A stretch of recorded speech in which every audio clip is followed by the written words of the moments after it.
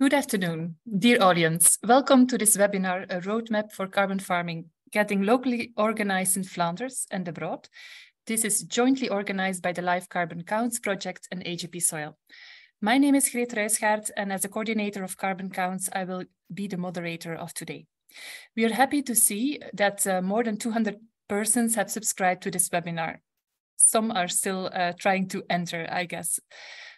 They come from not less than 25 different countries. 19 from the European continent are represented, and we can also welcome some people from Australia, the USA, Ghana, Argentina, Canada, and Brazil. Welcome to all, and happy to have you here. So the subject of today is carbon farming. It is, as you know, high on the political agenda, as it is seen as part of the solutions to reach climate neutrality by 2050. It can also count on large societal interest, as by carbon storage in soils and woody biomass, farmers have the possibility to get revenues for the carbon removals they accomplish, while at the same time working on more healthy soils. Companies within and outside of the agri-food chain are willing to pay for these carbon removals as part of their sustainability program. That is why in the past years, many projects and initiatives throughout Europe have been experimenting to get carbon farming started, including already operational local or international carbon farming schemes and standards.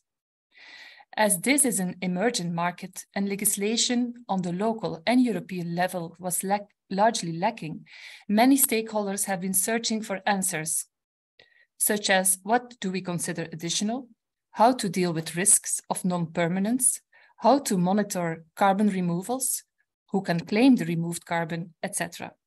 Some of you, or some of us, would call it the Wild West. At the same time, in some countries and regions, such as in France and the Netherlands, we have seen that private and public organizations have been established for more coordinated actions. Meanwhile, in November last year, the European Commission has published a proposal for carbon removal certification regulation, in which the main concepts and principles are outlined, and has appointed an expert group that should work further in the coming years on developing specific methodologies. Although we expect that this European regulation will clarify many issues, such as the rules for additionality and setting the baseline, we believe there will still be a need to get locally organized to enable large-scale uptake of carbon farming activities, to reduce the cost and get carbon farming schemes that comply with the European regulation implemented in practice. In this webinar, which is the final webinar of the LIFE CarbonCounts project, we will focus on this aspect of how to get locally organized. And here you can see the program. As you can see, we will start with the results of the LIFE CarbonCounts projects in Flanders, Belgium, and then get inspired how to proceed by 4 examples from Italy, the Netherlands, France, and Finland. We are very happy and also grateful that the experts on the program have accepted our invitation to share their experiences and vision with us. They are all in the middle of the action in their countries and regions. After, we will have a panel discussion with the speakers, as well as with Martin Varegaard-Torsue, coordinator of the EJP Soil Road for Schemes project, in which a large number of local schemes are investigated, and roadmaps and scenarios for upscaling of carbon farming in the participating countries will be further developed with the stakeholders. Before we continue, I would like to review some housekeeping rules with you. So we are normally over 200 participants that are registered, so that will not be possible to allow live interruptions for questions, unfortunately. But there is a chat box that you can see below on your screens. This chat box can be used for the technical assistance from our colleagues Reinout and Koen. They are our technical hosts for this session. For the content-related questions, please use the Q&A functionality that you will also find at the bottom of your screen. Frederik Gerits and Greet Riebels, also my colleagues, will moderate the incoming questions and will select some for the Q&A after each of the presentations and for the panel discussion. The speakers and organizers are also in the possibility to already provide written answers during the webinar. You can promote questions by liking them. In this way, we hope to get a lively webinar. Please note that this webinar will be recorded. We will send you the link afterwards. Before giving the floor to the other speakers, I first would like to introduce the LIFE CarbonCounts project. This project was funded under the call for the LIFE preparatory projects for the Climate Action Sub-Program, with a specific need to enable carbon farming via an improved knowledge system. It was launched in the autumn of 2020. 3 projects were funded under this call, including CarbonCounts and the Sea Farm project that will be presented by Lucia Perugini, and were followed up by DG Klima.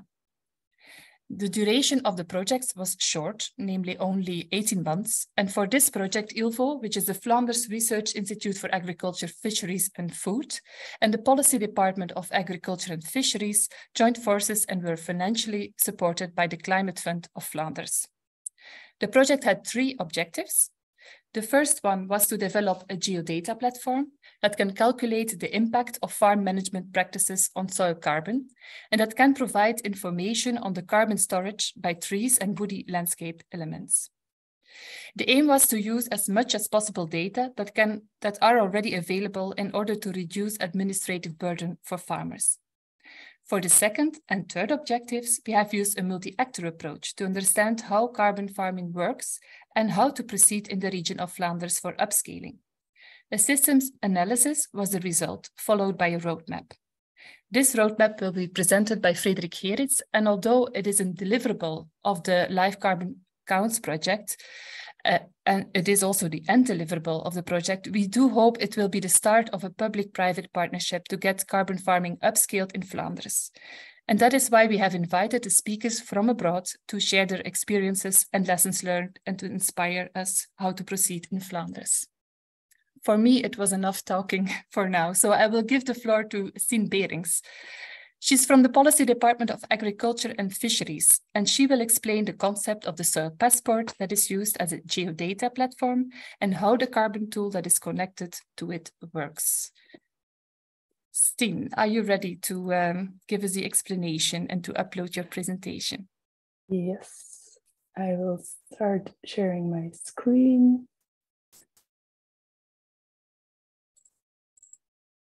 Can you confirm if everything is okay, Greet? It is okay. Thank you. You can go ahead. Perfect. Good afternoon, everyone. As Greet already mentioned, I will talk about the geodata platform that we developed at the Department of Agriculture and ILVO during the LIFE CarbonCount project.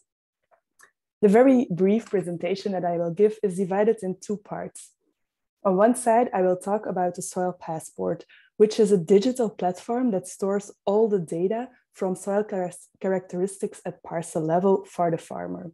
Secondly, I also talk about the carbon calculation tool that is developed during the LIFE CarbonCounts project. So, that soil is not just a soil affair anymore is something we all know by now. So there is the European policy that has an influence on the soil health and soil characteristics. There's Flanders, our regional level, that is also talking about soil. Then there's a farmer, a very important step also in the soil part. And then, of course, there's the parcel level, where the soil is very important because it contains the nutrients for all the crops to grow at that level.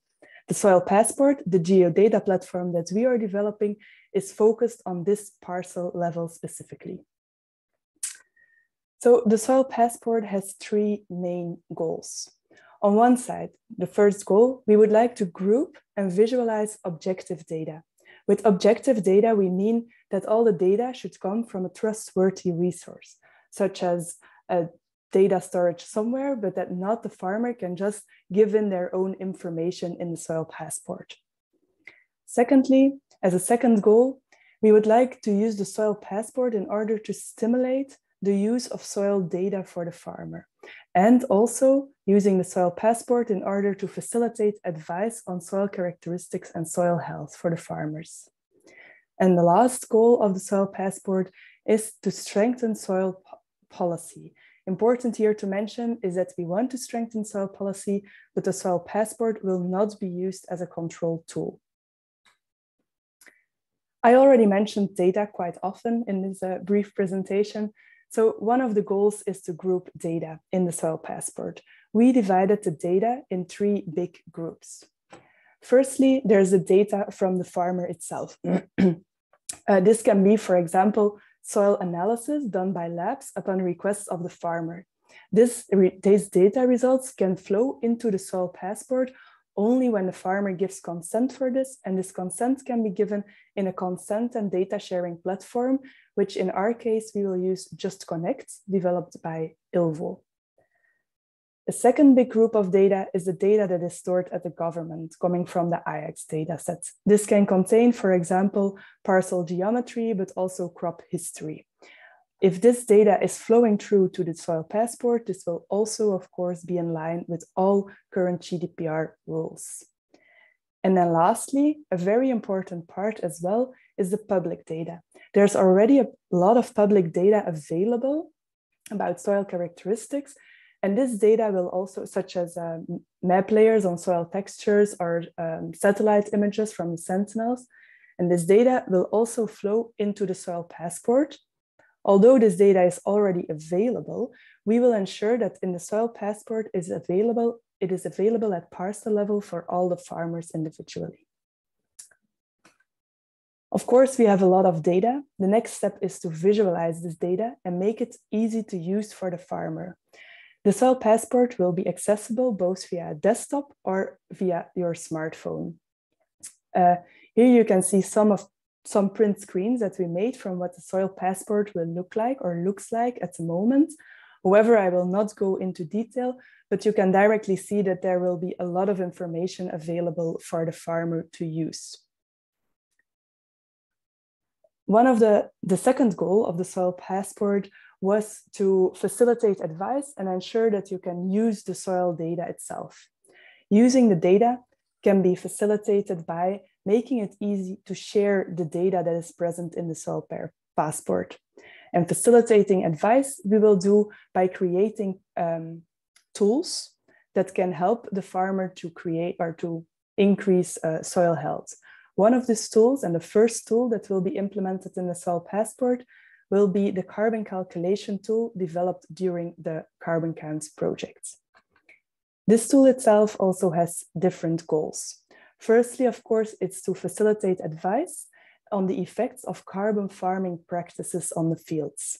We would like, with this tool, trying to inform the farmers on the turnover of organic carbon in the mineral soils at their parcels, but also inform them on the carbon that is stored by the woody elements that are present on their fields. How do we try to manage this? As already mentioned, the soil passport is a huge data hub containing a lot of data at parcel level. This data is actually a very good input for calculation models that can calculate carbon storage. Secondly, there is a user interface. This user interface is accessible for the farmer via the soil passport.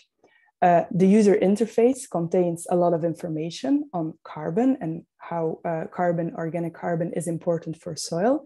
The interface also has opportunities to add additional data for the farmer, for example, on manure, because this is not data that is currently present in the soil passport.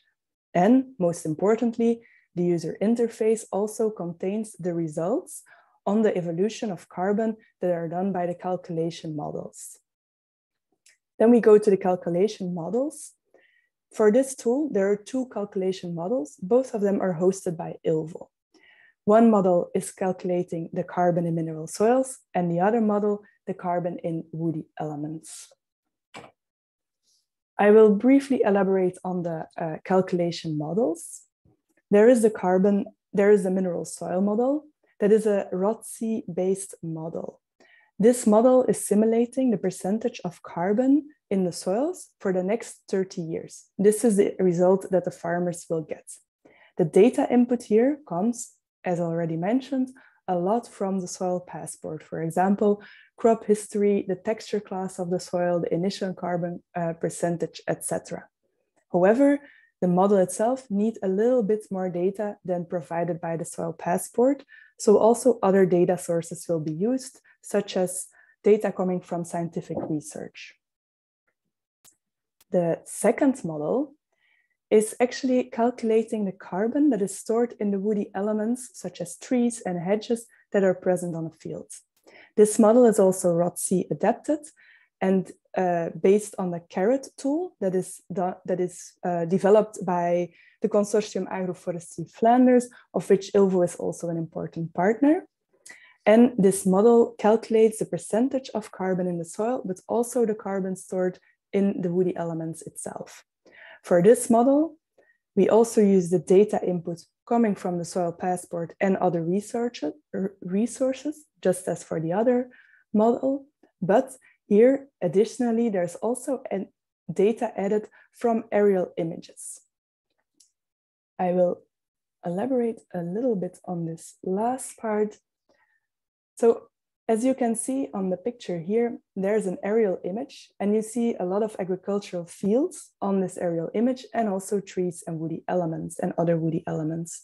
To ensure that we can take this picture to this, where we recognize all the trees and the woody elements, we feed a lot of information to an artificial intelligence model. We add examples, we train the model, we ask the model to predict, and based on that detection, we try to find false positives and false negatives, and we recreate examples to feed to the model in order to eventually set up a very good artificial intelligence model that can identify forests, trees, hedges, etc. And then this information will directly flow into the calculation model of the woody elements. This was a very brief presentation of what we did to develop the geodata platform. I'd like to thank the colleagues at the Department of Agriculture and Fisheries, and also the colleagues of ILVO for all their help to ensure that to bring this to a good end. Thank you all for your attention. Okay, thank you very much, Stien. And then I propose we move on to Frederik. If there are people that have urgent questions for Stien, please use the Q&A at the bottom of your screen. And there you can post some questions. We can come back to it after the presentation of Frederik, who is a colleague of mine and who will now present the roadmap that was developed in the LIFE CarbonCounts project. So, good afternoon, everyone. I'm honored to present to you today a roadmap for enabling carbon farming in Flanders, which we recently published and can be consulted on the websites of the project partners. During this research process that led to this roadmap, we gathered a lot of input from different stakeholders who were already engaged or interested in carbon farming. Now, many of these involved stakeholders are listening here today as well. So I would like to explicitly thank you all for your valuable contributions to our research. Now, about this research, before we wrote our roadmap, we conducted many qualitative research steps to fully understand how carbon farming currently works in Flanders, of which you can see some examples on the right of this slide. And on the left, you can see examples of stakeholders that we identified and involved in understanding this current situation of the carbon farming landscape in Flanders. So for information on how the system of carbon farming works in Flanders, we refer to the system analysis, which is published online as well by the colleagues you see below with collaboration of others. Considering the future steps to take, building further on this extensive system analysis, we created this roadmap. Now, why a roadmap? From the very broad attention for this webinar from many different countries, as Greet mentioned at the beginning of this webinar, we can see that there is a lot of attention for carbon farming from many different stakeholders.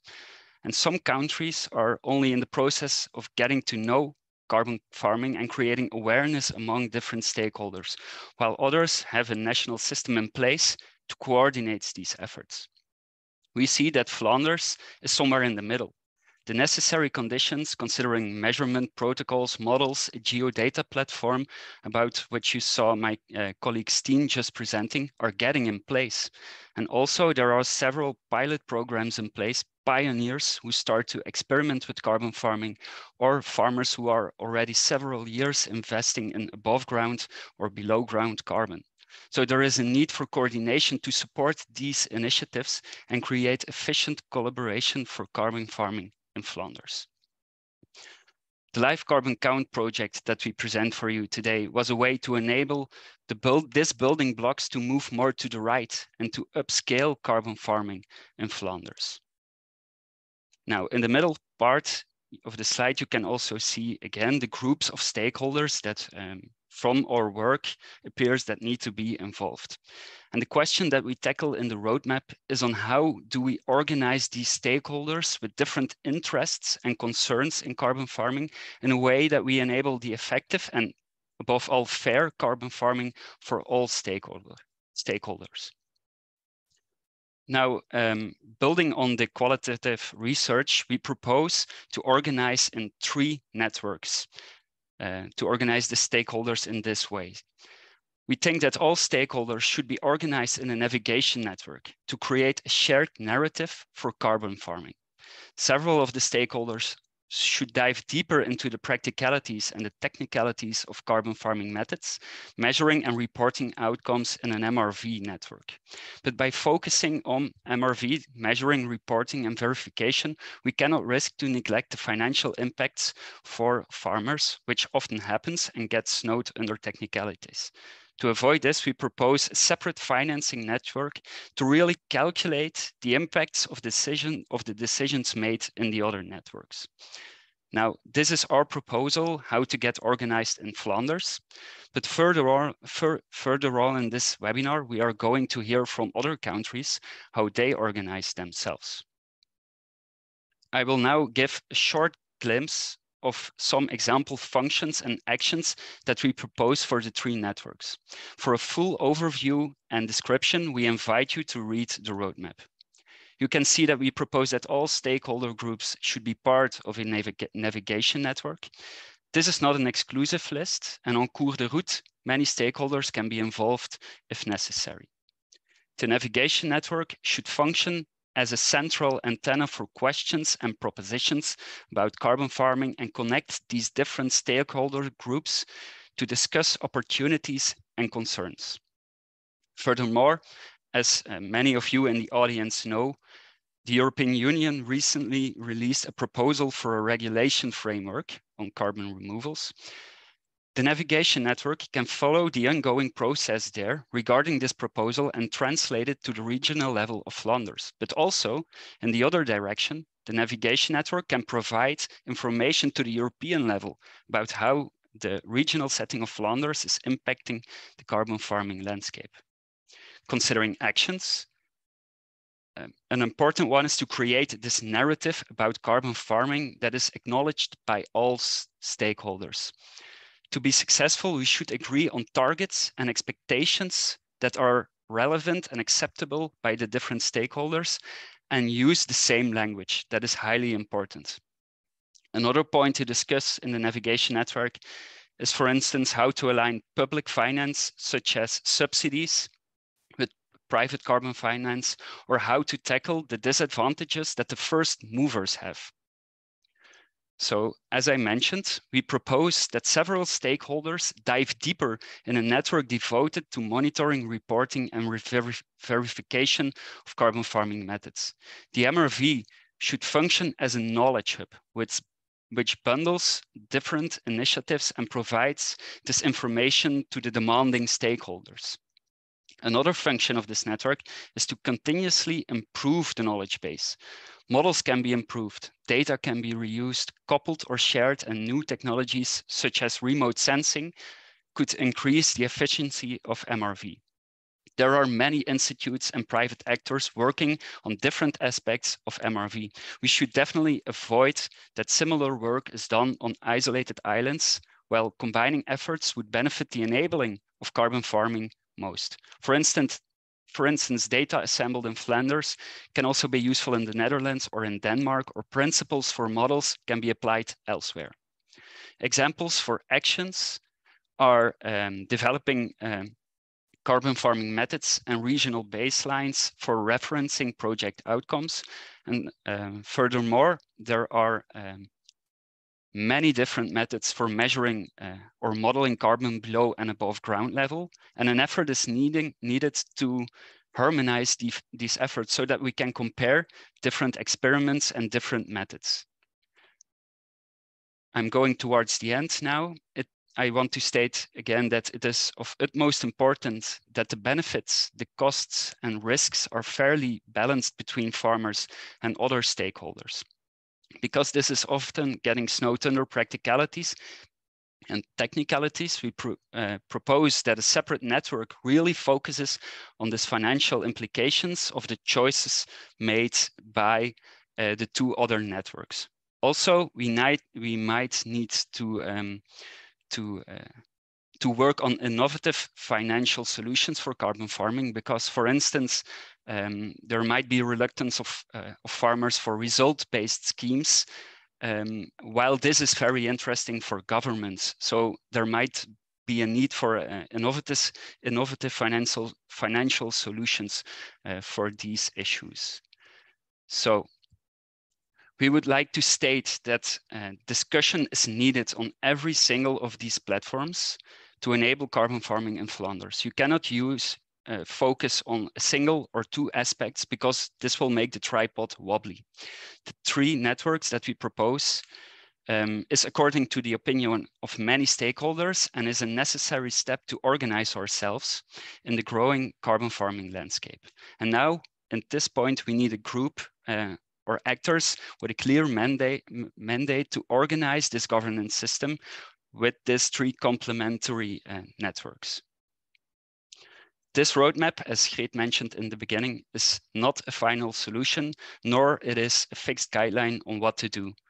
You should see it rather as a starting point for an action platform to further engage on carbon farming in Flanders. We hope that this inspires Flemish policymakers makers for carbon farming and other countries who are before or beyond Flanders in enabling carbon farming.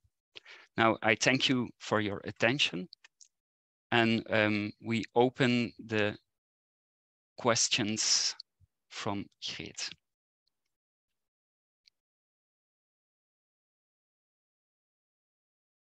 Is here. Yes, hello everybody. Thank you very much. Impressive presentations from Stien Berings and Frederik Gerets. We have some questions to Stien.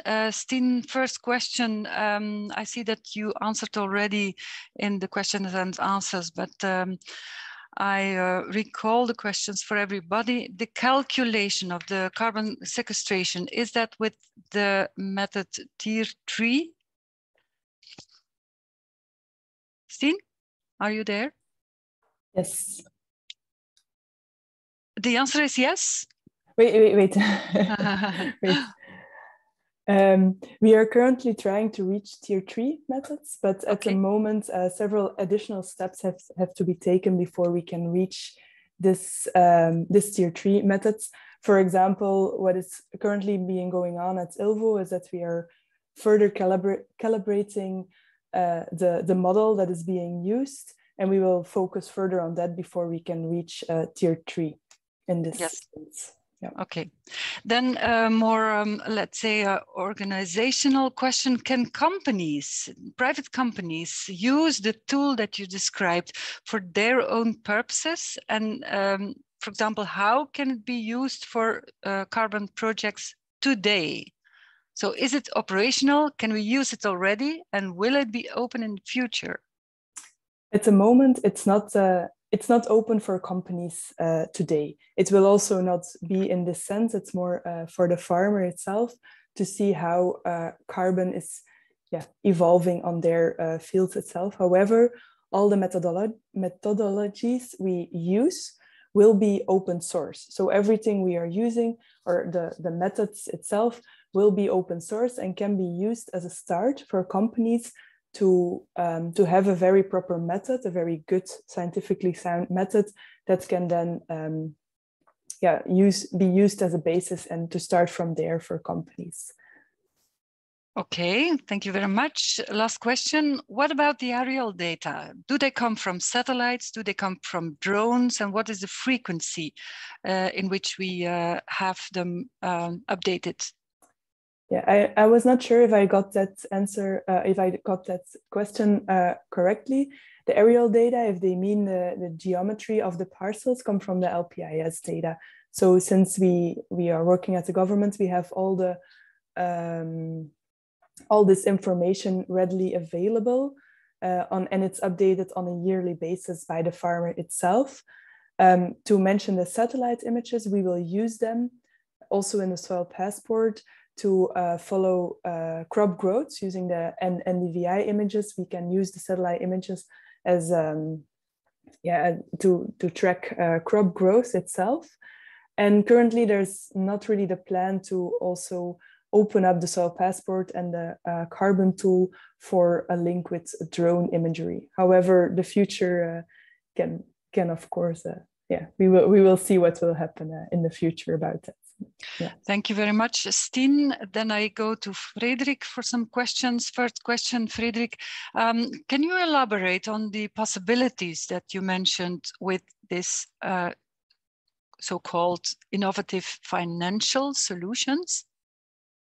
Well, yes, I think then we come in the area of comparing result-based schemes with also measurement-based schemes, but there are, of course, hybrid forms, and I think there are many inspiring examples from abroad where indeed there is a form of a payment in front combined with a payment based on results, and I think there is a lot of possibilities, but this also needs to be discussed with these actors on what is feasible for these different parties. Mm-hmm. Next question, soil biology data, are they incorporated in the model? I think this is one more for Stien. Oh, indeed. Stien, are you there? What about the soil biology data? Do we have them and are they in the model? I am here. Yes. Soil biology is unfortunately not yet in the model. It's a ROT-C based model. So the real microbiology of the soil, I think it's referring to that, is not yet included. But it will be in the future if we have them systematically. I think it will be very complicated to add it to the model. However, it would be nice to at least gather data on soil biology in the soil passport. So we can use it also as a data source or as data information and not necessarily as part of the ROT-C model that is currently being worked on. Okay. Then a question from Esther Mertens. I think, Stien, is that a question for you, or maybe Frederik can reflect on this? Is the model presented for Flanders only, or are there larger regional representations? And is it a bit similar to what is under development in CarbonSec? Maybe I'm looking at Greet Ruysgaard as well, if she can reflect on that. First, Stien, you get the floor as first answer. I suppose it's really about a calculation model that we're talking about, and then the model can be broadened up to other regions and Flanders. However, important there is that it's of course adapted to certain conditions that are in Flanders. I think it can also be used to the Netherlands or regions that have similar climate, similar conditions as Flanders itself. Unless, Stien, I think we do not have the data, the basic data from the soil passport data set, unless the Flemish data. Is that correct? Yeah, that is of course correct. So the model itself can be used for other regions with similar conditions as Flanders, okay. But the data we have in the soil passport is only from Flemish agricultural fields.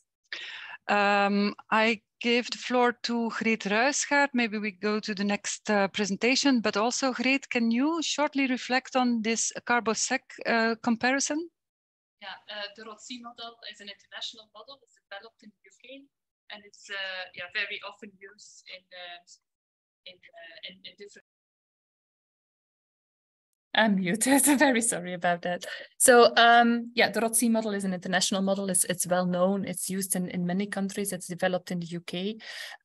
But of course, in every region, there needs some specific calibration, validation. So to adapt to the specific pedoclimatic and farming conditions of the region. So, but I think we have to move on. So now that we have a better understanding on the outcomes of the LIFE CarbonCounts projects, I would like to give the floor to the international experts. And first we go to Italy, and more precisely to the region of Lombardy. It's the region of the CarbonCounts sister project Sea Farms. Lucia Perugini will present this, and she works at the Euro-Mediterranean Center on Climate Change. She's also coordinator of the Sea Farms project, and she is also appointed as an independent key expert for the carbon removal certification regulation. She will tell us a little bit more about the geodata platform they are developing in the region and the role it can play in carbon farming in Italy. Lucia, the floor is yours. Thank you very much, and good afternoon, everyone. And thank you for inviting me and bringing some experience that we gain through carbon farming certification system. As Grit said, is a sister project of CarbonCounts, and it's involving 8 partners. Actually, the leader is Federlegno Arredo, and we are, as a CMCC, supporting with the scientific background. The duration of the project is foreseen to finish in May, but we are asking also for extension of the deadline as we are still working on some deliverables. So what are the objectives of the project is, firstly, we started to systematize the existing knowledge and data, then creating a high resolution demonstrative geospatial information system, GIS farms, and then support the development of a regulatory framework for carbon certification. And then finally exploring common methods and or reference data or data set in combination with the greenhouse gas inventory institutions, reporting and inventory institution in Italy. So starting from the review of data that we try to collect, we first analyzed 572 data entries. Then we end up selecting those that are strictly applicable with the regions of Lombardy, up to 143 data entries. And so we managed to define the carbon content or the effect of 15 carbon farming practice on annual crops, and 3 practice for perennial crops, just to have a sense of the potential impact and effect of carbon farming practice can actually perform on agricultural land in the Lombardy regions. These are the, we focus mainly on agricultural land, so not forestry, apart from plantation.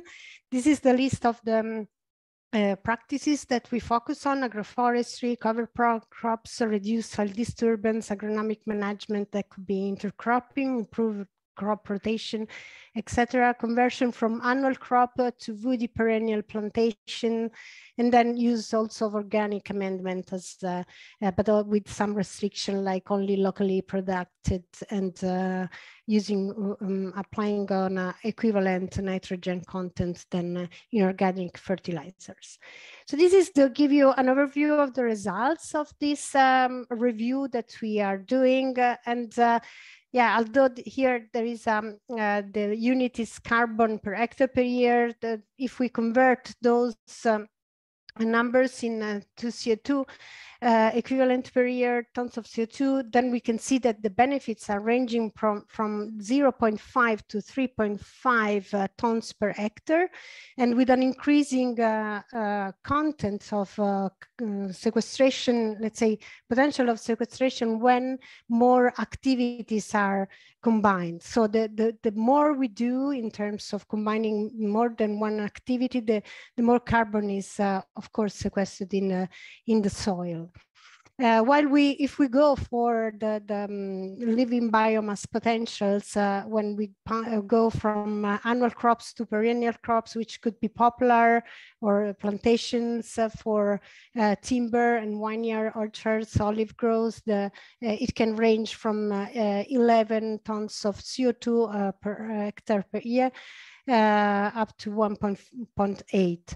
So we see that the potential are there, but are not so, I mean, in some cases also contained in terms of numbers. Regarding the the system, the GIS system that we are building up is it has as an input data use specialized information like climate, soil texture, and the existing land use. We combine these data to extract some information like potential saturation point for soil organic carbon, as well as including some either IPCC method T1 data for the simulation of carbon that can be sequestered, but also a campaign with all the information that we collected through the literature data. So to make a comparison with a soil passport that was presented here, we are more on a tier 1 level of simulation, but indeed can be implemented. So we focus on creating the structure of the system rather than, and then of course it will be also further improved with a modeling exercise behind that. So the GIS farm builds up this decision support tool, but also acting as a repository of monitoring information, as a knowledge hub, but also as a registry of verification tool. Can be used by farmers simulating the potential of the actions, but also if they implement it, so what if implement this kind of action on my field, what would be the effect in terms of carbon sequestration, or to use to upload the measurements data that are done once the farmer enters in the carbon farming system, but also the centralized level, the storage of the information, and also this may potentially link this information data, especially those from the monitoring, could be used also by the inventory agency of Italy to create new emission factors. And then also at the regional level, it can also serve for the selection and simulation of the effect of carbon farming practice at landscape level from the regional policymakers. So it's very similar actually to the one developed by CarbonCounts. They are really parallel processes. This is just the layout of the C-Farm web application with a different level of simulation, like regional level or monitoring level. And then just to give you the sense on how it will show. Going to the regulatory framework and certification system we are building up, this is done through several consultation that we are having with the stakeholder is still ongoing. So what we are presenting, it's a very preliminary, let's say, approach that we are going to propose. So how we tackle some of the issues that Kate at the beginning mentioned, like leakage, baseline, non-permanence. In the leakage, we are targeting a leakage that is limited to the farm level for the moment. So we, although the farmers could engage with a carbon farming on a specific plot of the land, all farm need to be monitored. The baseline is for the moment equal to 0 if annual crops conventional agriculture is considered as a business as usual scenario. The permanence is tackled by guaranteeing a duration of carbon farming practice for 10 years. And if there is no monitoring ongoing on the land, then the carbon credits are considered released in the atmospheres. And then the risk of reversals are addressed by creating a buffer system and also liability system to be established, but we didn't go through this yet, but we are building up this buffer system. This can cover underperformance due to interannual variability and disturbances, also natural disturbances as well. The monitoring will be performed every 2 years to check whether the activities is ongoing. So no measurements, just say it is performing or not. And then every 10 years or 5 years, we are discussing the real measurements. And the payments are foreseen also ex ante on the basis of conservative estimates.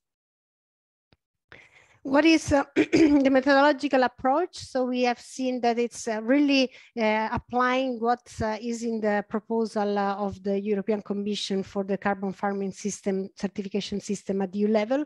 So it's the same formula here. We are trying to explore how to implement this formula. So the baseline for the moment is equal to 0, as conventional agriculture in Lombardy region is actually an emitting source of CO2. The total is the total carbon removal. So the carbon removal activities is performed using the two measurements at time 0 and then at time 10 or 5. And it includes living biomass, soil organic carbon, and harvested wood product in case of poplar or other timber plantations.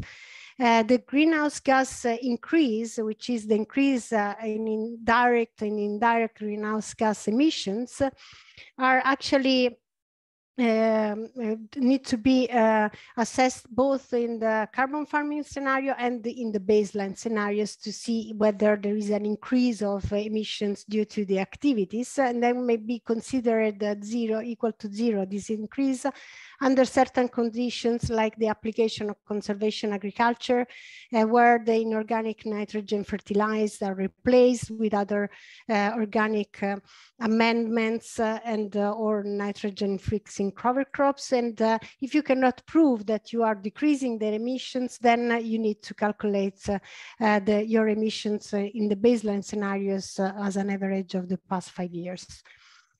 Open issues, and then with this I close. Indeed, there is a real the baseline. How to set the baseline is quite challenges. How to define the business as usual.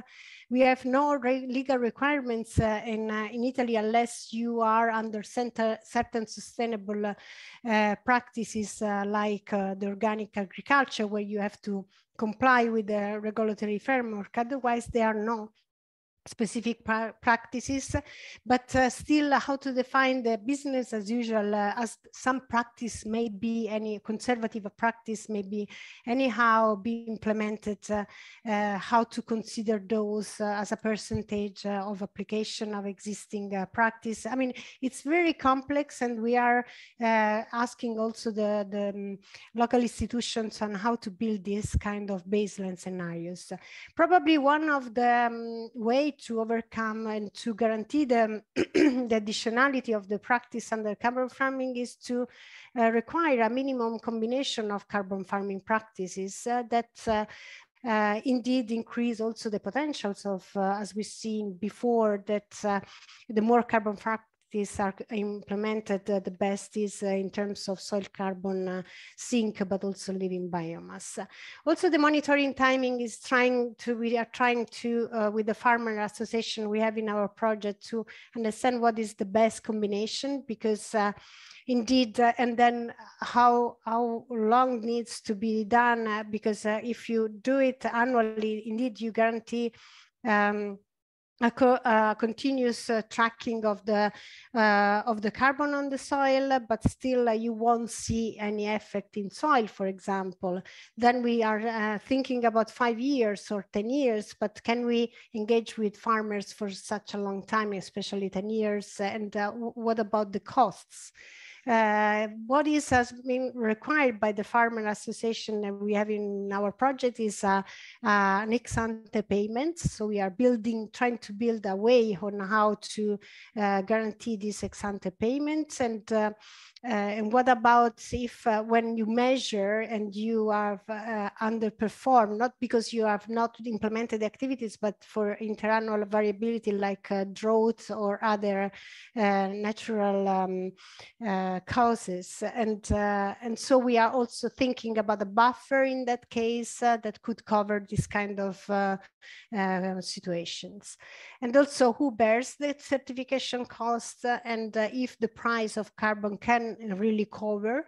Indeed, there is an issue of credibility versus feasibility and practical solutions that is overall a challenge of the carbon farming. And indeed, what is needed is also technical support to really make all the farmer category to understand what is going on and what is also the benefits beyond carbon of all this carbon farming practice to really add value of what is on the sustainability and also the increase of fertility that may have in the long run.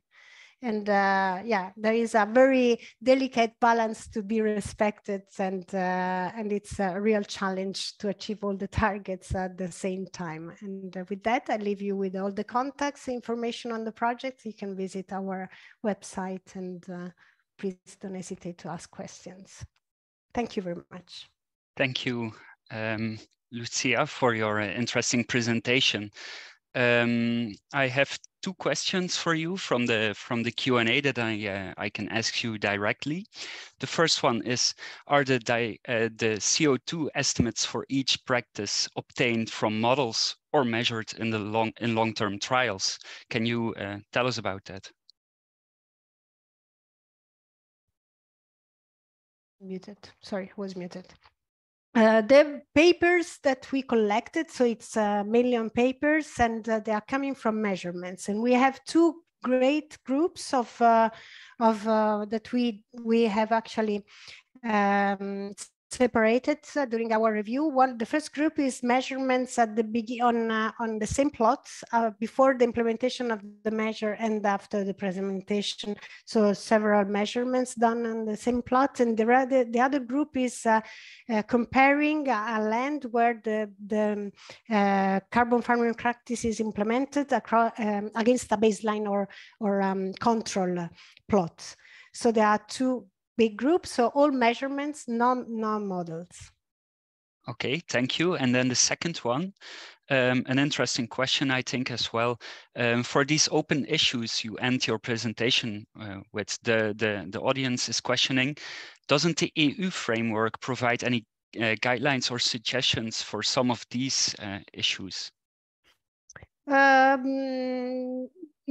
fully. I would say that yeah, there are some answers, but how to implement those? I mean, this is another story. I mean, how you define the business as usual, or this is really pretty much the definition of the baseline, like carbon removal performance that would occur in similar environmental condition in absence of the carbon farming practice. This is a very broad definition, and how to then translate in numbers and in a standard procedure on how to set it, it's a completely different story. So we have a direction more or less, but still the methodology to be developed behind that, it's another story. Yeah. Okay. Thank you for this answer. I think we now close the answers. Okay. Thank you, Lucia and Frederik. So indeed, we will move on now to the next speaker. And the next speaker is from the Netherlands. It's Wietse van der Gaast. He is employed by the Stichting Nationale Koolstofmarkt. That is a private, or is it public-private? We will find out. Partnership to develop carbon farming methods in the Netherlands. Wietse, we're very curious to hear about the Stichting Nationale Koolstofmarkt works, how it works, and why was it founded. Thank you. Okay, thank you. I'm sharing my screen now, if that works. Just can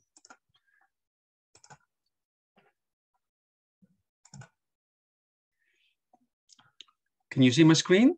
Yes, that's right, but not in presenter mode yet. No, I'm moving to that now. Yes, there we are. So it's always a challenge to have that online. So thank you for having me here, and also really appreciated the foregoing presentation.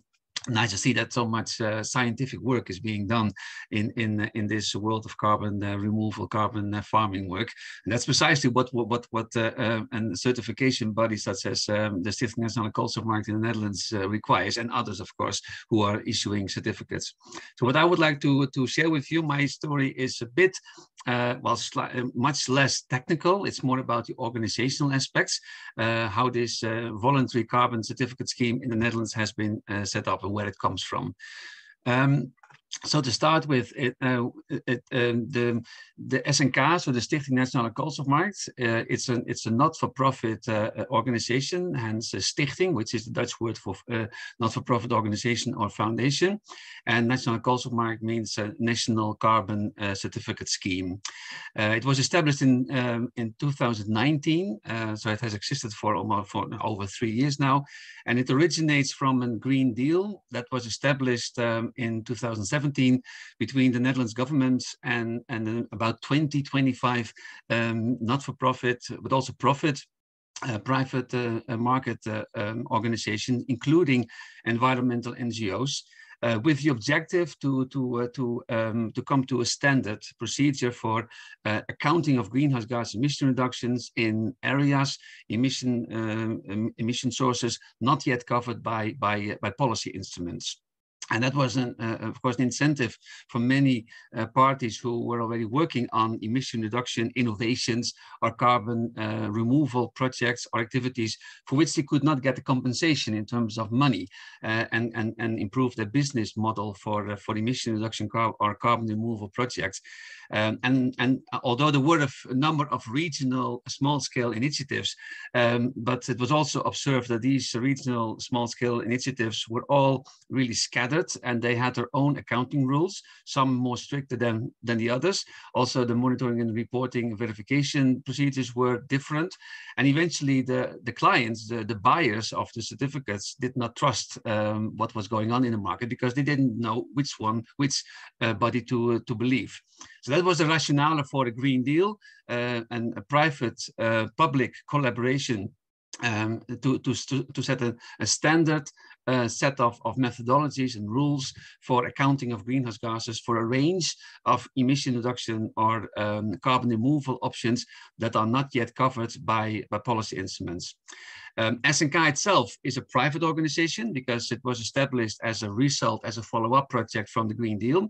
And as it is a private foundation, the government can, by definition, not partake as a partner, but the government is through the ministries engaged as an attendant to the working groups, for example, and also as an advisor to our committee of experts, about which I will tell you a bit later. SNK also arranges an independent validation of project plans and independent expert verification of the project results, so that whatever we certify has been approved and verified by external experts, and also that gives us a robustness of independent checking and check again halfway and check again by the end of the project. SNK has a public registry where all the projects are available, including the project plans. So the project plans that have been validated by the external experts are openly accessible. And also the certificates with the certificate numbers are all openly available, so that the buyer of the certificate can follow the entire process, the entire chain from the methodology towards the project plan as it has been published, and who is the buyer and who is the project, the developer, etc. So that creates transparency and trust in the robustness of the system. However, and that I also underline that, just for the sake of completeness, we are not a trading platform. So we only determine the rules and a rule book with methodologies, and we manage a public registry, and we guarantee the independent verification and validation, but we do not trade, participate in the trading of the certificates.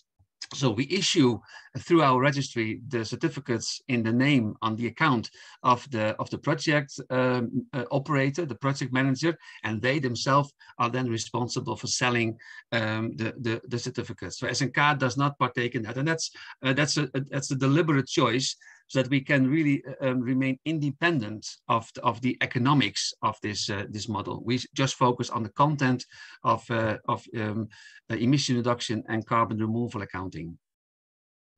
So this is what our certificate looks like, and it's in Dutch, but I hope you get at least a flavor of what it looks like. This is something that we share with certifying certificate buyers, which they can print and put against the wall for the office, but they can also include it in their annual report, should that be something that they would like to promote, or they can use it for all kind of communication purposes. But this is a nice token of their participation in the project, that they can show to the audience, to the outside world, that they are a sponsor of this project, and thanks to their efforts, this amount of ton CO2 has been made available through a project within the Netherlands. So what's the value of a certificate? And as I already introduced in the introduction on the first slide, is that the certificate that SNK issues shows is a token that a project result is, that the project results in an emission reduction or a carbon removal, which is additional to existing policies and common practice, and which has been determined by independent experts.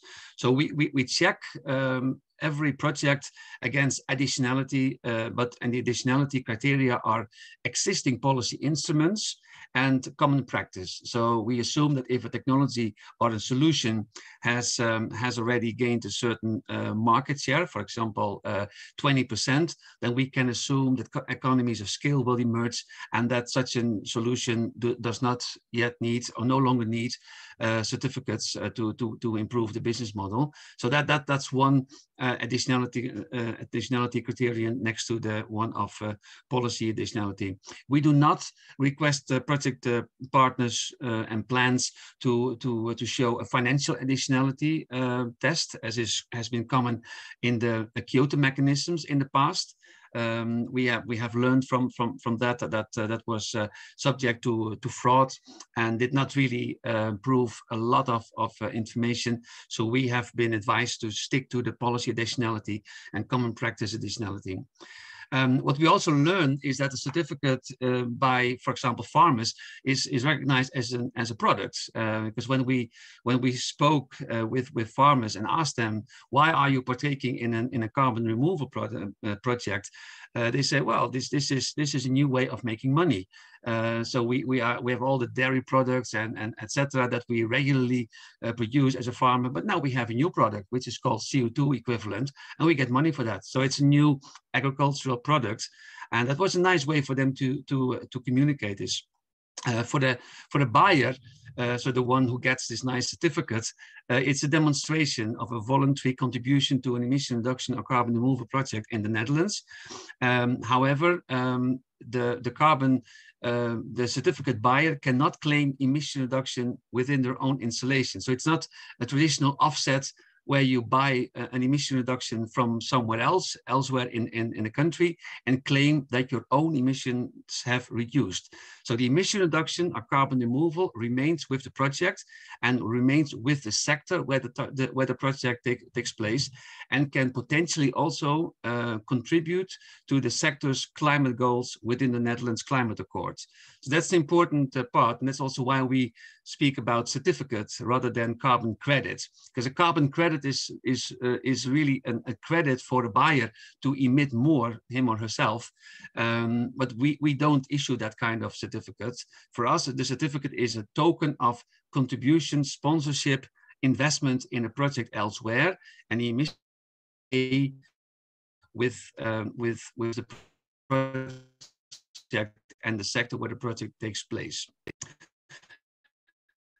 So far, we have, and that's something we are being really proud of, is that our system is apparently to guarantee a market price of about 100 euro per ton CO2. That is what our the certificates issued by SNK are traded against, and this is done, for example, by the platform CO2 Neutral, which is an initiative by the Netherlands NGO Environmental Protection Agency, which has regional offices, and they have established a not-for-profit trading platform to support developing projects and also help them in selling the certificates in the market.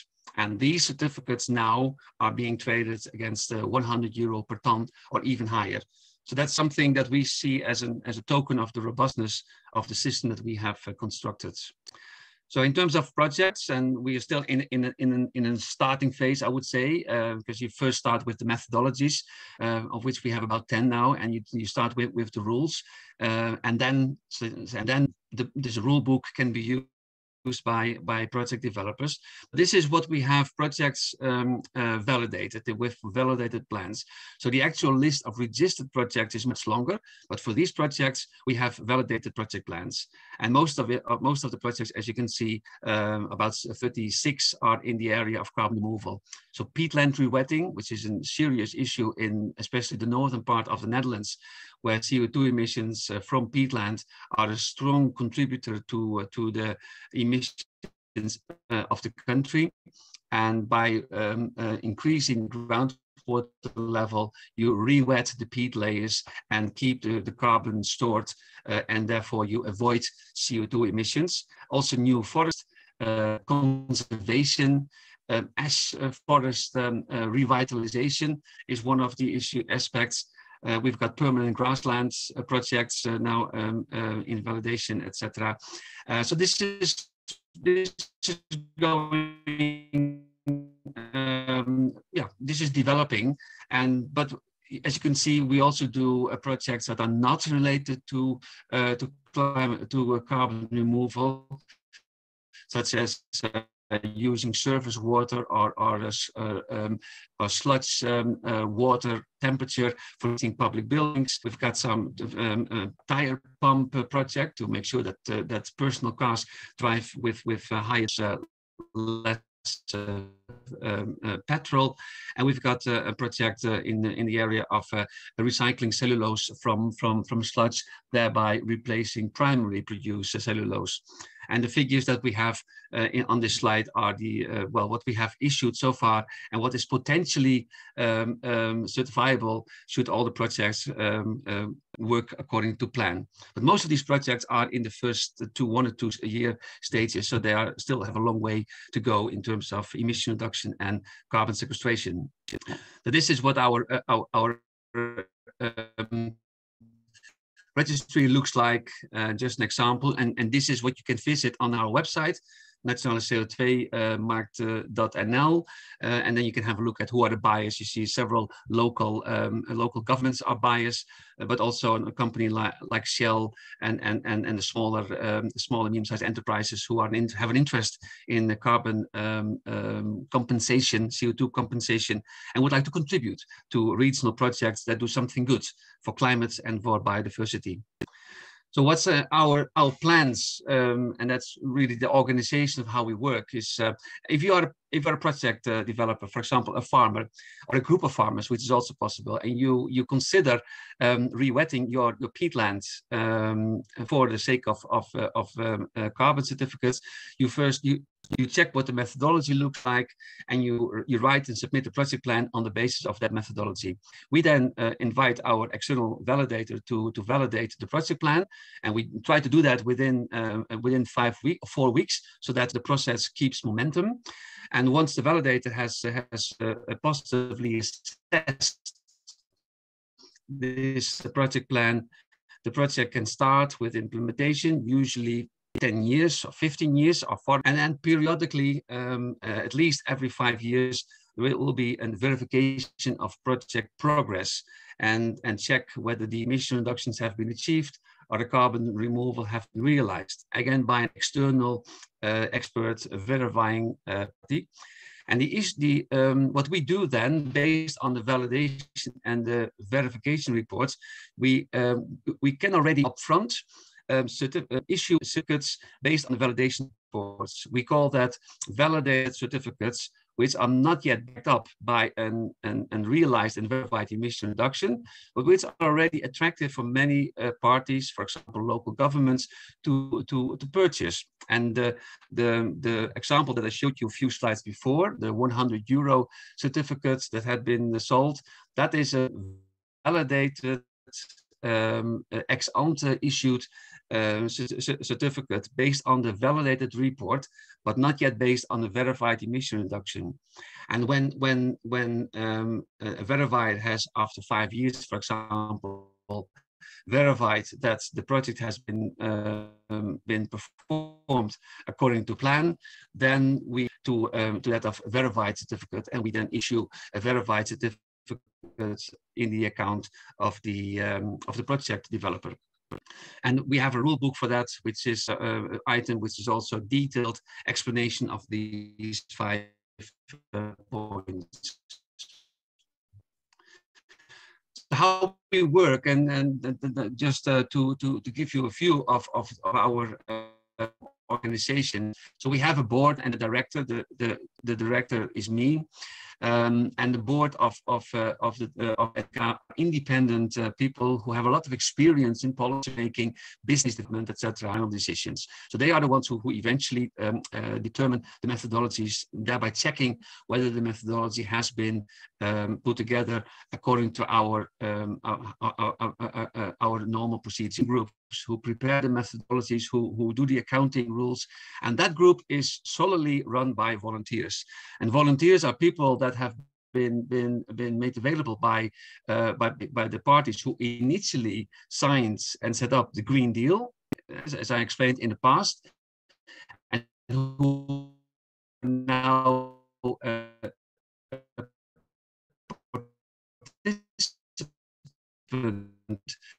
to the not for a week, who take in groups and do their work in these methodology developments. But we also have volunteers, people who are already retired, people who have a career in business or a career at the ministry, and they have a lot of knowledge and a lot of energy, and they would like to share that with us. And we invite them with open arms to partake in our external experts, independent, who look at the methodologies with a fresh eye and see whether it's all in line with our principles, whether it's accountable, whether it's verifiable, etc. And also these people really worked, which is a really nice experience. And finally, the role of the government, to just also conclude that part.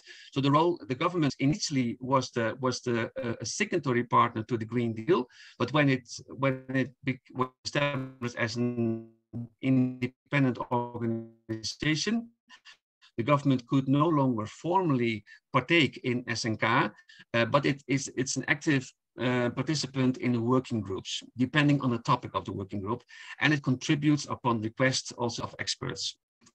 I see that Frederick is getting close to warning me that I have to finish this.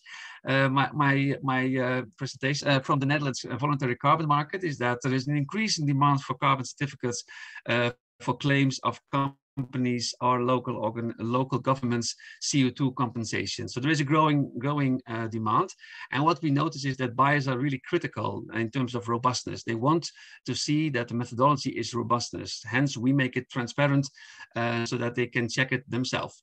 There is a willingness to pay extra for co-benefits. So if a peatland rewetting project delivers CO2 emission reductions, but also improves the environment for meadow birds, such as the godwin here, then that's also something they're willing to pay extra for. And that is what we see in the market. So the €100 that I just showed before may be partly a payment for the co-benefit for the meadow birds.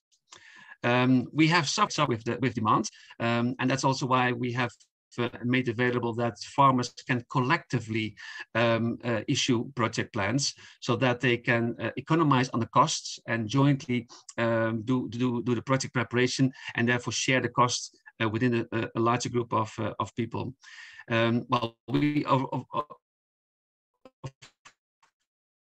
course always cautious of the image of greenwashing, so therefore we are very careful about what we call some climate neutral, CO2 neutral. That's also why we don't call our certificate carbon credits, because it is not a carbon credit, it's a certificate as a token of your participation in an external project. yeah, of course, and that's perhaps a topic for discussion. Policy is also developing at the EU level, at the Netherlands government, and that will, of course, have impact on our additionality discussion. That's obvious. I don't have an answer to that now, but perhaps we can discuss that later on during the panel discussion. So I would like to leave it with that, and I thank you for your attention. Thank you. Thank you, Wietse, for your presentation. Sometimes the line was not always that good, but I think we got most of the message clearly through. So as you can see in the Q&A, there are different questions, but due to our strict time constraint, I cannot answer them all here. But I invite you, Wietse, to have a look at it yourself after this short discussion, maybe because it are interesting questions. The first one, comes from Ricardo Beck, and it's about, I'll read it for you. Does SNK work with upfront payments based on the estimated carbon removals to help finance the implementation costs of the project so early at the beginning of the project? And if yes, how does it deal with the liability of the non-deliverable? Yeah, so we make upfront. Of course, we know that project partners would like to have some financial means available upfront of the project, and we facilitate that by issuing carbon certificates upfront, the validated certificates that I mentioned. And those are the ones that project parties can already sell in the market, and that's what they're already doing now, for which they also get €100 per ton, but do not partake in the trading itself. So we do not pay project partners or participants with money. We only issue certificates which they can sell upfront and get early revenues from the markets. Okay, thank you, Wietse. Maybe another one, the second one that I read. Can you reflect a bit on what might be perceived as sponsorship rather than offsetting? So also, then carbon farming becomes less of a product and rather a branding campaign. How do you reflect on this? Well, it is to some extent it is a kind of a sponsorship. And so it is if you are a buyer and you buy certificates that has been issued by SNK, you can claim that you have invested in an emission reduction that has been validated, verified, but it's additional, etc. So that is a claim you can make, and you can also communicate that this claim is as big as your own emissions. So you are compensating your own emissions with an equivalent investment in a project somewhere else. That is perfectly fine, and that can even be seen as an offsetting thing. What is not possible is that you take emission reduction away from the farmer, for example, and add it to your own allowances and say, well, I have the possibility to emit more, or I have herewith reduced my own emissions. That is not possible as per the accounting principles of the Netherlands government. And we have specifically asked the Netherlands government to write this in a formal letter. So the Ministry of Economic Affairs and Climate has published a letter on our website where they precisely explain this. What can you do with the certificate and what can you not claim with the certificate? And so, yeah, it can be offsetting, it can be sponsoring, whatever you call it, but don't say that you have reduced your own emissions if you have just invested in a project somewhere else, because that is simply not true. Your chimney does not become cleaner if you purchase a certificate. Okay, thank you. That was a clear answer. Wietse, I invite you also maybe during or after the break to have a look at the other questions posted in the chat. Yeah. And for now, I have to announce that we will have a short break. It will be a very short one. I propose to have 5 minutes, so that will be just enough to stretch your legs or to grab a cup of coffee. And afterwards, but in fact, I will make the numbers round. So I propose that we meet again at 3 p.m. here to continue with this webinar. For now, I thank you for the attention. And at 3, we see each other again. So see you in a bit.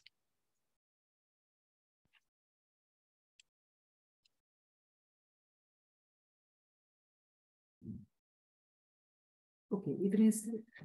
Hello, welcome back. Hope you had some time to take a small break. So we still have two speakers, one from Finland and one from France. And I will first give the floor to Edouard Loncrit. Edouard works for AgroSolutions, that's an agricultural consultancy SME. He's an expert on voluntary carbon farming schemes and also has experience with guiding the expert groups in France in the development of carbon farming methodologies for the French label Bas Carbone. So Edouard, I give you the floor to tell us more about this French label. Sure. Thank you. Great. Do you hear me well? Yes. Okay. That's very good. And now I just try to share my screen. Is it working? But not in presenter mode yet. Yeah. Sorry, I just need to... wait a second. Okay. Is it working now? Yeah, perfect. Okay, Thanks. thank you. So, hello everyone. I will have the pleasure to talk about the experience we have in France with Label Bas Carbone. I think that some of you have heard about this certification framework. Sorry, I'm struggling a bit with my screen. That's okay now. Trying to find... Okay, a discrete mode. All right, so my presentation will be in 3 steps. First, to have a short recall about why we have the Label Bas Carbone in France, where does it come from, and what is its reason of existing. Second, have a short overview of how is it functioning in France. And finally, try to take some lessons after 3 years of working now. And how can we take about the lessons we have in France to improve the system we will be working and developing at the European scale. So first, as everybody know around this table, I guess in 2015 we had the Paris Agreement, which set the goal, which is neutrality, who put the focus on carbon sinks. It was the first time, and at the same time we had the 44000 INRAE study, who highlighted the fact that cultivated soils are potential carbon sinks and can significantly contribute to carbon neutrality if they are activated. So agriculture and forest has become, for the government, a target to achieve Paris Agreement commitments. From 2016 to 2017, a lot of questions were raised on how to boost the agricultural low carbon transition and how to activate this potential carbon sink. The problem is that we soon realized that the practice changes for the farmers are expensive. The agricultural sector is economically fragile, so an enforcement of a transition by law was not possible. We needed to find money to incentivize the farmers. At the same time, carbon finance was booming. So the question was how to channel this money to the necessary low carbon transition of agriculture. Carbon certification framework already existed, VERA, VCS, gold standard, for example, but it was not possible to apply it in France for reasons of double counting, like France is reporting all its carbon reduction in its national inventory, and apparently did not fit and match with VERA expectation. And it is more exactly the reason why private certification frameworks such as VERA or gold standard are extremely costly, and the goal of the French government was that the most important amount of money could be brought to the farmers and not given to the certificators and all people on the value chain. So a benchmark of all existing carbon certification was done by I4C, which is a French think tank. And in 2018 was created Label Bas Carbone, which work as kind of a public certifications framework as a public service, in which all regalian services are for free, everything regarding registration, credit validation, account holding. The audits still need to be achieved by a third party, which is most of the case Bureau Veritas in France. The way it works, and I will directly switch to the next slide. So the how. The way it works by sectorial methodologies. It's a little bit like in Vera VCS. That needs to be developed and submitted by stakeholders and experts.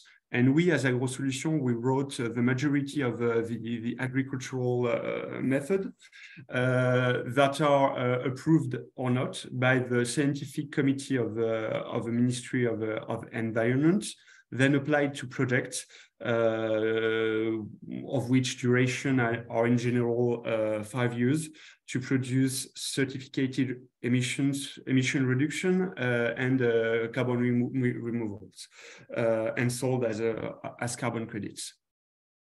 Just to give you a hint of the different methods that are validated, we have 4 different fields in Label Bas Carbone. Everything started with forest, actually, which were the first one. And we now have 3 different methods in the forest sector. And in agriculture, we now have 6 different methods that are agreed and 2 new methods under validation. And 2 new sectors are coming, building sector and transportation sector. I will focus more on my presentation now on the first method of agriculture, which is field crops in rotation. It is actually the most advanced methodology. It is the one and the only one who measured at the same time carbon removals, carbon stored in the soil, and greenhouse gases emission avoided. So emission avoided and removals are all included, and what we calculate is a global carbon footprint, but we calculate separately emission avoided and removals. I will not in this presentation dive into much technical details on the way of the method work. I will more emphasize on the lessons we can have on how it works, and the leakage and the things we need to overcome. It is possible to include scope 2 and 3 greenhouse gases emission of a farm. The method is a tier 3 method compliant with SBTi flag and GHG protocol and sector recommendation. And for those of you who know about Vera VCS, it is quite close to Vera VM42, to the difference that Label Bas Carbone field crop method is a bit more exhaustive because the scale is at the farm scale and not at the plot scale. We take, I mean, the basis scale is the plot, but we need to take in the methodology the whole farm to take all the emissions.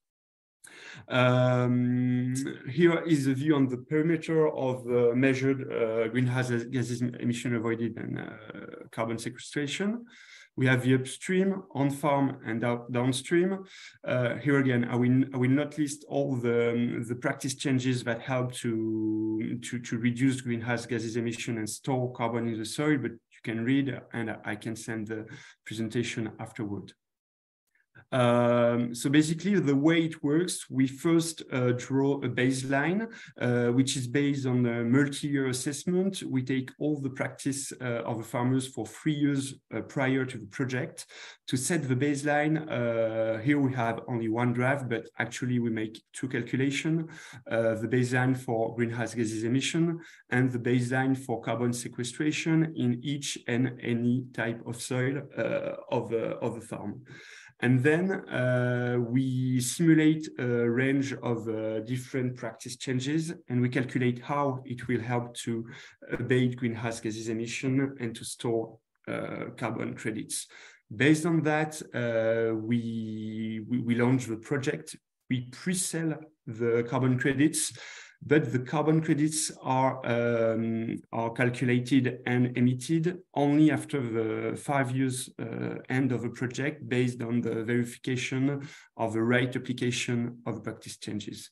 And so we use a tier 3 method, which is based on the soil carbon model, AMG model, with LCA methodologies to calculate the greenhouse gases emission. And Everything is embodied and automated in a carbon extract, digital tool, digital tier 3 MRV tool who automates label by carbon methods.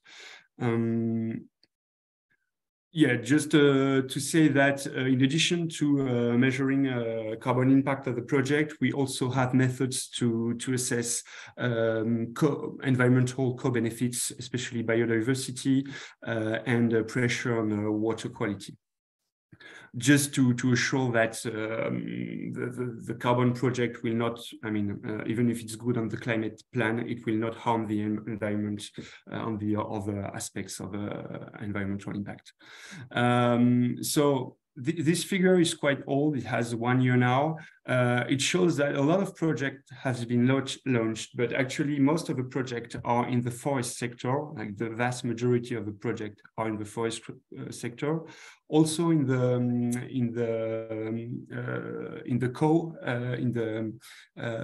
co sector. But actually the field crops methodology and the field crops projects are struggling to develop. So we have a good start at the scale of France, but it's still struggling for the development of field crops sector. It's a bit of pity because it's the most interesting method as it's the only one who measures the carbon stored in the soil. And I will dive into details to our analysis why are we struggling to launch the projects. So where to improve and what did we miss? So as I mentioned, the rapid development of a few projects should not delude us. Like the initial objective, which was to channel carbon finance money to agricultural transition, has not yet been achieved. The vast majority of label by carbon projects are financed by newcomers to carbon finance. It's local French companies, mostly investing small tickets as love money. And we don't see really significant investments with hope of large-scale replication. To say differently, the international carbon finance market is booming. It's worth 2 billion this year. But the big players, the investment funds who make the vast majority of this market are not interested in general in carbon credit. I mean, carbon farming credits. This is the reality. Everywhere on Earth, but especially in France, in label by carbon, they worry the project. So we struggle to bring the money, but also the farmers are not very eager to integrate the project. We have run dozens of the diagnostics, actually thousands of initial diagnoses. And in general, less than 10% of the farmers are interested in continuing into a project. So what we miss now is to really make the link between carbon finance and the financing needs of the agricultural sector. Why? So if I take a step aside, during the exercise of writing a carbon farming method, it is an equilibrium between the robustness, the scientific robustness of a methodology, and the field proofness, which is necessary so that the farmer will accept the method. And apparently, we missed something here because the credit buyers were quite reluctant of the method, even though the field crop Grand Culture method in France is amongst the most scientifically robust of its pairs. But also the farmers, as I mentioned, less than 10% of them, after having done a diagnosis, are eager to join a program. They think that the method is too complex, so it is timely, the diagnosis is very timely, because we need to have scientific robustness, so we take a lot of data on the field. The rules of a carbon project are too binding, and the money is not attractive enough for them. So maybe the rules, what we think is that the rules of a carbon finance to agriculture needs to be changed. And agriculture needs its own dedicated carbon finance system. Carbon finance as such is structurally not adapted to agriculture, and I think we need to say it. It has been designed according to the energy and forest sector realities. So the golden rules of carbon finance that are additionality, no double counting, and permanence, they fit well with those sectors, but it does not work with agriculture. And that's why the big investment fund does not want to put their money into carbon farming project. Additionality first, with the permanent evolution of agricultural practice regulation, this constantly raises the limits of additionality. In more, agriculture is a highly complex economy, multi-cyclic, and farms are multi-financed. So it's very difficult to demonstrate the strict additionality as it is demanded by the carbon finance rule. So the project, if we want to have this strict additionality demonstrated, the cost of a project are already important. Second, permanence. Soil carbon is not permanent. That's just it, and we need to accept that. So strict long-term permanence is impossible to demonstrate. And double counting, which is the biggest issue now, especially in France, with the rising demand of Scope 3 reporting by agro-industry company who are willing to reach SBTi compliance, it's almost impossible to guarantee that carbon credit will not have double counting in the next 10 or 20 years. And also in France, but I think it is the same in other European countries, we have a biofuel low carbon program. It's actually the first source of carbon revenue in France, and it is just not harmonized with Label Bas Carbone. So it is another double counting issue. So this was about like structural limit that I think we collectively need to overcome if we want to channel this money of carbon finance to agriculture. Maybe it's not the goal, but if we want so, we need to do those adaptations. And also, yes, some regions of a functional limit that we experience in France is that I think that Label Bas Carbone had not sufficiently anticipated the extreme importance of work that is needed to run a method. Things had been anticipated for everything regarding the making of a method, but when it comes to play it in the field, the end users, they have plenty of questions, of remarks that need to be listened and to be integrated to adapt the framework. This is first, and second, the method they also continuously evolve. Scientific research is booming in this sector, and we need to update consequently the method. And French Label Bas Carbone has not anticipated that, so there is no money, no means to do so. So we are the one with a club of people who done the method on the first hand to do it on a volunteer base. But I mean, this is not very serious. And if we want to do something serious at the European level, we need to anticipate that. Yes, so my last slide, if I need to summarize the lessons, first, we need to adapt carbon finance rules to agriculture. We need to harmonize methodological approaches and to simplify measuring methods towards better field proofness. To harmonize carbon accounting system, especially the one of Scope 3 with carbon credits, and to power the system with sufficient means to make it run on a daily basis. And in my view, this can only be reached if it is done through the top political level, so either European Commission in Europe or USDA in the United States, in collaboration with private standards, especially WBCSD for SBTi and Greenhouse Gases Protocol. Thank you, and I'm over now. Thank you, Edouard, for your nice presentation. It was very clear, and we received it very well. I have selected only, there is one question in the chat that I will provide for you, and after that we go on because of the time limits. So I read it for you. A colleague of ours asks if there is a kind of international platform, a network or working group to bringing together organizations like SNK, as we heard before, and Label Bas Carbone, in order to enabling and sharing these experiences. Is there something in place to do this, according to your opinion? I think it would be a good idea, but I have no clue of such an existing system now. But it will be very welcome.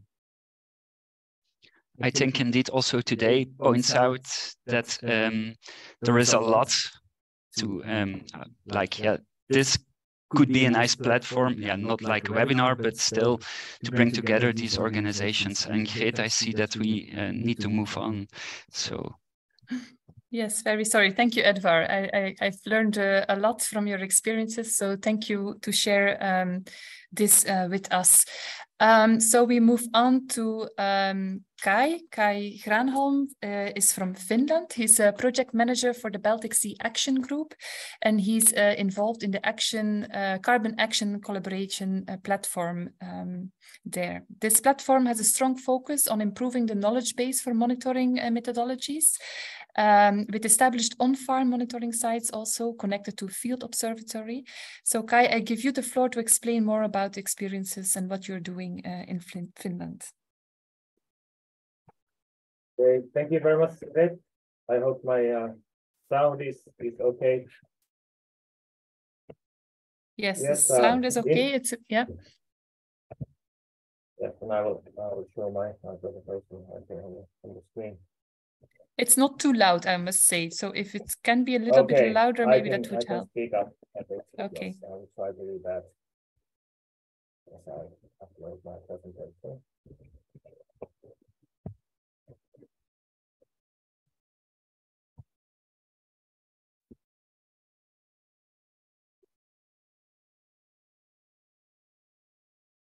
So yes, thank you very much for the invitation to address this important and very interesting and timely webinar. It's been fascinating to hear all the interesting presentations, and to a large degree I can agree with their approaches and conclusions also. I will share some examples and experience from the Carbon Action platform, which is a collaborative platform that the Baltic Sea Action Group has been hosting now in Finland for the past 5 years.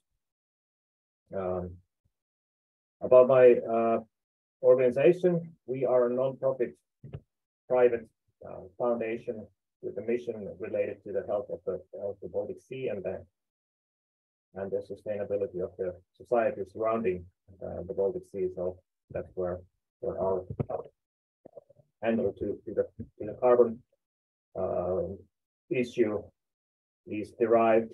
And myself, I have been working with agricultural environmental issues and policy development in the region for the last 20 years almost. And through our history of working with agriculture and farmers, we realized the importance of the soil. It's key for our water quality objectives. It's key for our food productivity, and it's key also for the climate objectives, as is well known by the audience of this webinar. And with this logic and reasoning, we established the Carbon Action platform as a pilot carbon initiative in 2017, and now it has grown into this multi-actor collaboration platform where we have over 20 projects, research and practical training-oriented projects ongoing with total funding of 30, almost 40 million euros at the moment. And we have also been since 2019 the Nordic hub for the Porter Mill initiative, and I will actually refer to that later in my presentation. But today, all these stakeholders connect to the platform and interact in different ways. Our core is of course our farmer network, 100 farmers connected to the network, and then with a smaller number running more intensive soil studies and field studies. We have a company platform and of course this research collaboration, and our international activities are of course key key aspects also, we will be increasing the international presence and networking in the coming years. So to introduce a bit more closely the key elements on the platform, we start on the left. That depicts our carbon sequestration monitoring and verification system, which we are developing based on field station on these 20 intensive farms, and on the basis of which we will structure a system that uses different kinds of observation and data repositories and models to give a prediction of the soil carbon sequestration. And this is similar to kind of an ecosystem prediction, similar to weather forecasting. I can actually now go to the next slide showing the logic of the carbon sequestration verification system. Here we have input from all the different data sources and observations processed in a server predictive ecosystem analyzer, which connects to different models around the world, and then stores the data in this public open source data storage, which is the field observatory, where we have online data from intensive farms. Back to this shows the other elements of the platform, and I would refer also to the links below for further information and reference.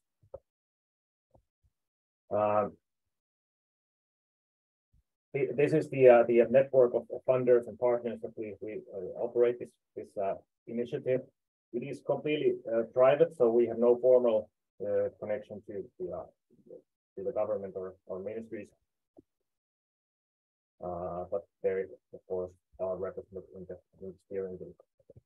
The carbon farming path for the farmers is such that each of the 100 participating farmers have designated a plot on their farm for the soil study at the outset, where they apply a selected set of so-called carbon farming practices, and carry on this experiment for the 5-year period. We take soil samples both on topsoil and deep soil, 1 meter depth at the beginning and at the end of this soil study, and then analyze these together with annual field observations, as well as the farm bookkeeping data from the farms.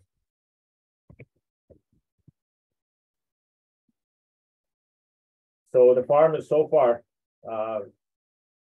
have there are some testimonials I want to share with you from the farmers having participated, and this is encouraging for us, showing that the idea, the objective, and the way we have incorporated the farmers in this collaboration to interact with research, to interact with each other, has been meaningful for them, and they have found both economic reasoning for this approach, but also more philosophical and internal motivation to continue farming in the first place.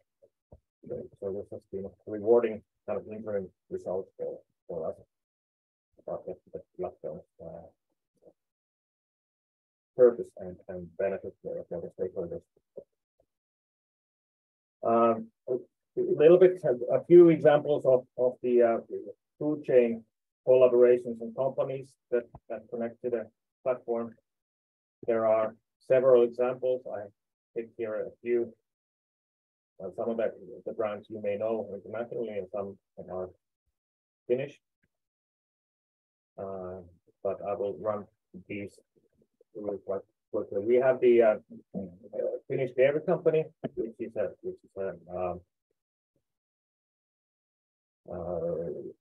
company owned by the milk producers themselves as a cooperative, and they have a carbon neutral milk chain target to the year 2035, and the collaboration with the platform has enabled to train their milk producers to apply these carbon farming practices on their farm. So we talk about mostly, of course, lay farming and in cattle husbandry, so measures related to lay farming, but also the use of catch crop and conservation ability.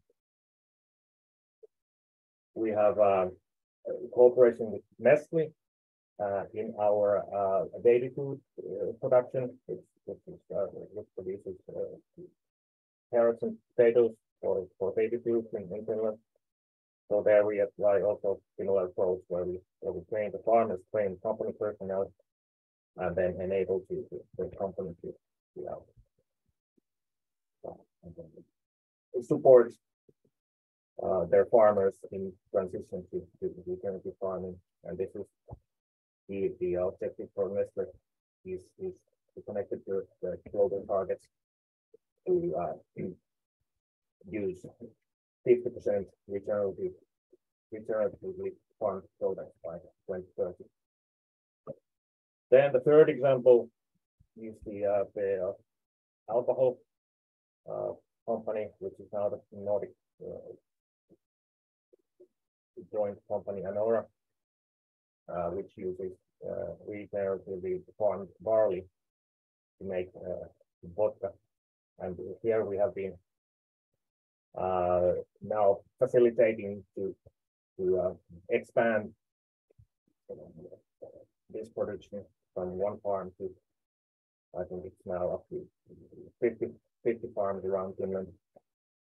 Also through training and applying this sustainability premium. And the final example I take from the finance sector, the Finnish bank, which is also connected to the cooperative group, has launched an investment fund that supports transition to regenerative farming, especially addressing the disincentives to invest in, for example, rented land, and also tackling other disincentives for the farmers. And this fund is the idea with the fund is that they will establish joint ventures by the farm manager, and then that way support the ongoing transition and the maintenance of regenerative farming and the farm. They also aim at possibly tapping to possible additional income to carbon credits, but this is not yet materialized. So some conclusions and some priorities that we need to address further now in this work, and which the platform can enable is of course data. That is key also in our mind in this transition, and because it connects to both the food chain sustainability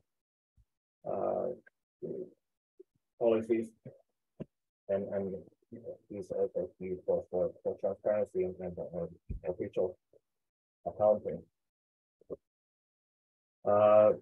We can also conclude some lessons on this participatory research that we have maintained on the platform. It's of course a continuous process to maintain such a platform, and we have been relying a lot on research funding up to this point, and that's of course a little bit hard to steer then and maintain focus on certain topics. So something that you have to allow a little bit freedom to move around. And of course, on the other side, keeping farmers committed and really finding the joint protocols and joint language between farmers and researchers is a challenge we still need to address.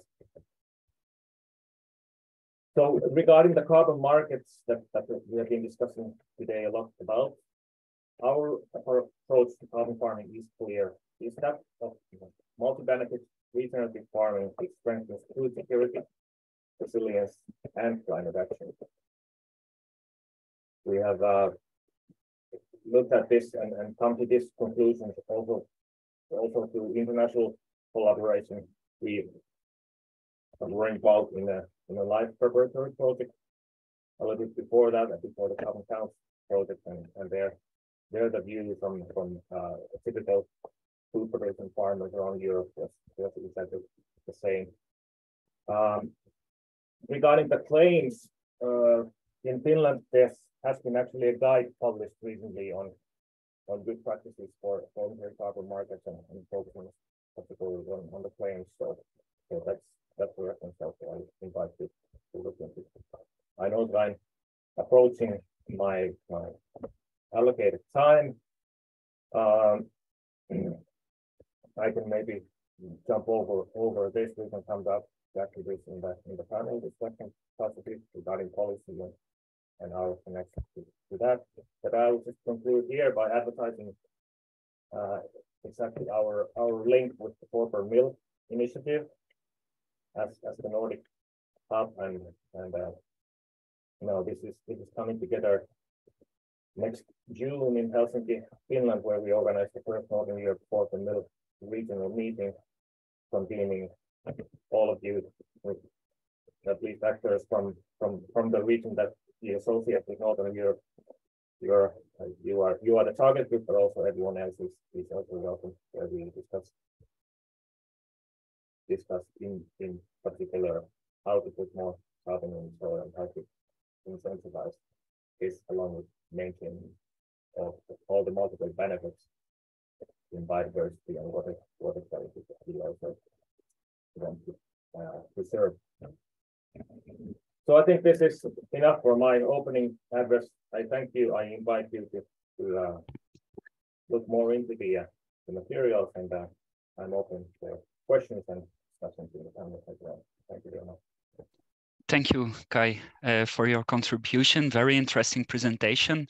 We had one point raised in the Q&A, but we would like to pick this one up in the panel discussions. So I put this one a bit up front, and then I ask one question for you, and then after that we can move into the panel discussion. A question of mine is, we see a lot of investment time-wise, but also money to have this living lab approach and communicating closely with farmers. And do you think like this close communication and the involvement of farmers might be a thing?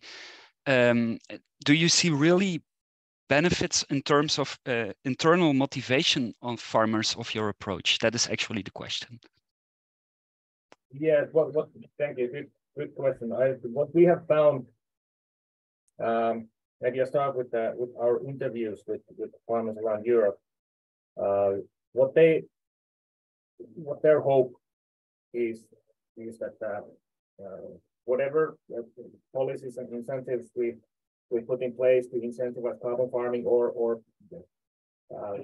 the environmental delivery of agriculture overall, is that they connect to the farm conditions and the farm objectives to produce food or whatever their main focus on production is, so that aligning with the purpose of the farm, the main business model of the farm, and not trying to interfere with that. And then what also motivates the farm is that there is peer support available. The research is responsive to the issues and challenges that the farm has, and kind of help the farm to solve that. And Okay. And maybe, yeah, possibly the third point is that then if we turn to policy, that the policymakers and policy framework really acknowledges the voluntary measures that farmers are doing, and also the voluntary programs that businesses and companies are doing, that the farmers are joining, so that not trying to force things top down, but recognizing all the good voluntary initiatives that are ongoing and taking place as we speak. Thank you. That was a clear answer. So time-wise, I think that we move now to Geet again. Yes, thank you very much, Kai, and all the other speakers.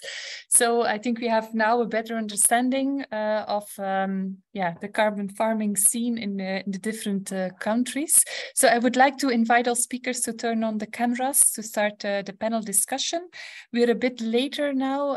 We're a little bit behind schedule, not too much, only 10 minutes. So we will also keep the freedom to maybe end a little bit later, but no later than 4:15, I promise.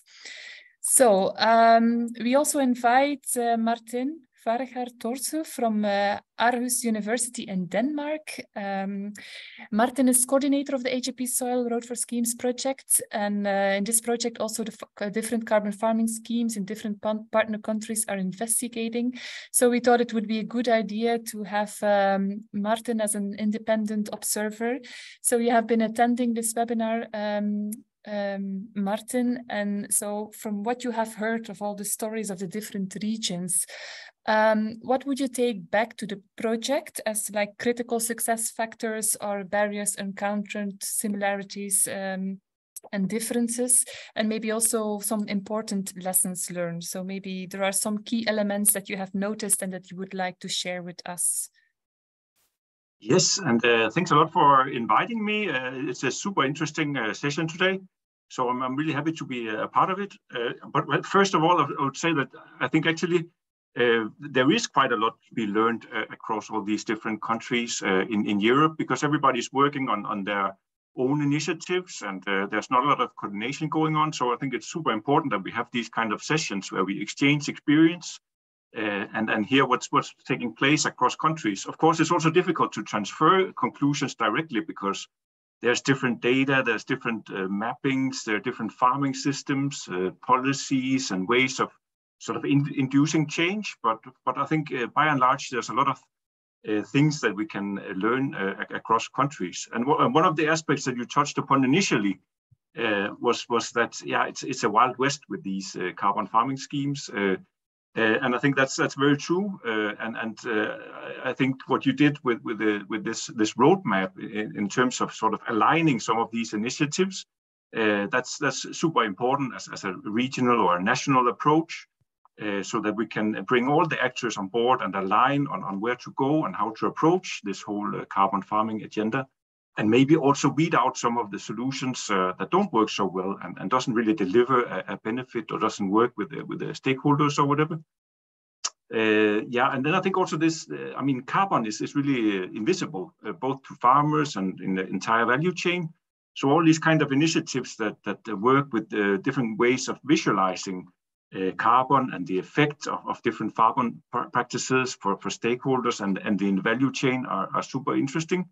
And I like what you've also done with this soil passport, and it's a super important approach to really make some solutions that makes these actions visible, so that they can become part of the economy, but also become visible to the farmers. We did a survey a couple of years ago in Denmark, and it showed that most farmers doesn't really know the carbon content of their soil, and when they don't know the carbon content, it's also not something they consider in their farming practice.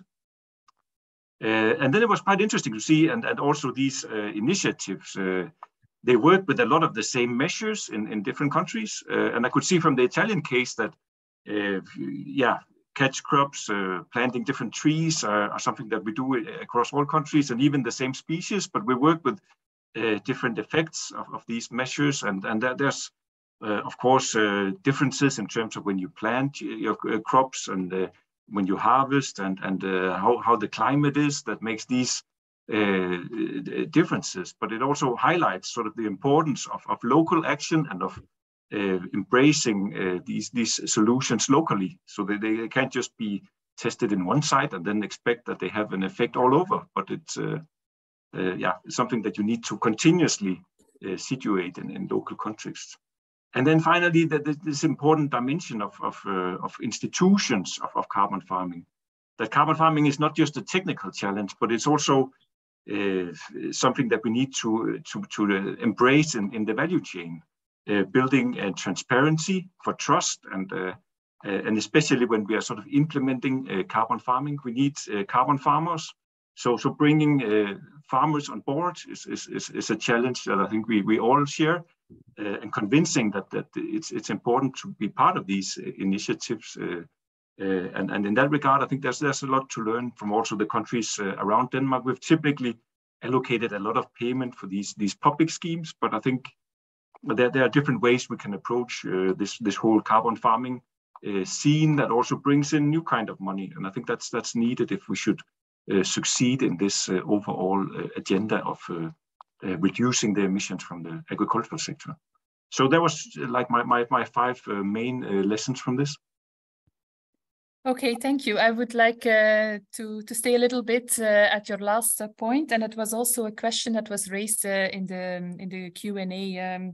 So actually, indeed, we have seen different initiatives in different countries, and it seemed that maybe in some countries it is more easy to attract farmers and to get them on board.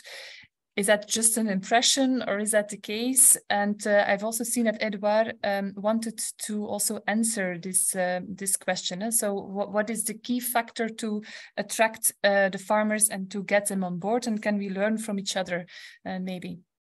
Yeah, thank you, Gret, and thank you for the question. Honestly, I don't think there are differences between the country, and I don't want to give a bad image of Label Bas Carbone. It's just that you guys need to understand that we're here talking about the most advanced way of measuring things. And what is difficult to the farmers is all the administrative burden behind this measurement phase. But beside that, I mean, apart to that, we have many programs in France that work very, very well to develop low carbon agriculture and regenerative agriculture. I mean, those programs really attract the farmers and they're eager to get into it. It's just the quantification part. If we want to fit with scientific robustness expectation to have those tier 3 methods that, I mean, are really complex to handle and which make the things difficult. Okay, so it means maybe that that's your the field crop methodology. So you said it's particularly difficult for that. So it's actually the arable crops. So maybe Wietse, can you also comment on this? Because I've seen also the number of projects you have. The most of them are in peatlands, and is it indeed more easy or more, does it put less administration to farmers if they are in such a project rather than in a project for arable land or so on? Is that something? Is it more difficult than for arable lands? I don't think it's more difficult, to be honest, because in both cases you need proper monitoring and verification schemes, and I think even the peatland is more expensive because you need actual measuring tools that are permanently available for at least 10 years, and that can be digitally checked. So that's probably even more expensive. Now the reason why we have more peatland projects is the role of the environmental protection agencies in the provinces where we have many peatlands, and that's an environmental NGO, and they have in collaboration with the farmer associations set up a peatland program that farmers could voluntarily join, and one of the business model stimulations was peatland re-wetting for carbon certificates. And so the farmers were really assisted. A lot of efforts were taken out of their hands, and the platform CO2 neutral that the environmental NGOs set up is also there to help the farmers help in their project plans and selling the certificates. So that made it much more easy for farmers to partake. Whereas in permanent grassland, that is simply lagging behind, and also in arable land, that those methodologies were later, but it's picking up now, because also there you see intermediaries becoming more specialized. They understand the methodology, and they can help groups of farmers collectively to set up a project. So, and what I take from this is that it's also very important to have this intermediate. So it's not only having the scheme or the methodology there, but very important also to have parties that are engaging with the farmers and to get them on board. And Kai, I also saw your hand, so maybe also you want to comment on this discussion? Yes, thank you. I just thought I would also comment this, the challenges in attracting farmers. I agree. I don't think there are differences between countries. I think the way and the motivations for farmers to join or not join are quite similar. I think and I also don't think that it's fair to compare our approach and our platform Carbon Action with LIFE Carbon, because we are not the certification scheme, we are not the methodology, we have no kind of that kind of agenda directly. But I think that the challenge comes in kind of fitting together the expectations of farmers for precise data about their fields, their flocks, and how successful they are with their methods, with the demands of the carbon sequestration MRV system, which needs to be scalable, and where we need to define baselines regionally, and so that we are talking about kind of this moving between scales, and that can sometimes cause kind of differences in expectations between farmers and the research and developers of these verification systems. But I think same principles in engaging farmers and building this collaborative research apply in all countries. Okay, thank you. I also would like to continue a little bit on your last point, because now we're talking about the monitoring, in fact. So you have indeed established this field observatory. There are also carbon farming schemes that are in place already, or that are getting established. So will they all make use of this field observatory, and do all farmers need to get involved, or is that more for demonstration purposes? How do you see the connection between this field observatory and the private carbon schemes that are being established? Yes, thank you. Well, the idea and logic with the field observatory is that it would then eventually that it could serve the purposes of the voluntary carbon market, and also to be able to then relate to and be supporting also the offsetting in the climate national inventories. But at the moment, the situation in Finland is that we have there are emerging individual methodologies and incentives that are so far and developing their own data management. And I could not tell you at the moment an example where a methodology or scheme would directly use the data that we have in our repositories for records. But certainly it's equipped with that purpose of it could provide these in the future. Okay, thanks. So maybe some more connections could be made also. Lucia, I have a question for you. So you were appointed as one of the 10 key experts for the carbon removal certification regulation of the European Commission. So this group has just started. And so I guess many people in Europe are very much looking forward to what this group will do and so on. So I was just wondering, so for me, it's not so very clear this expert group will work on methodologies. So do we have to expect then that these methodologies will be all set by this group, or do you still see a role for these local players as we have discussed it today?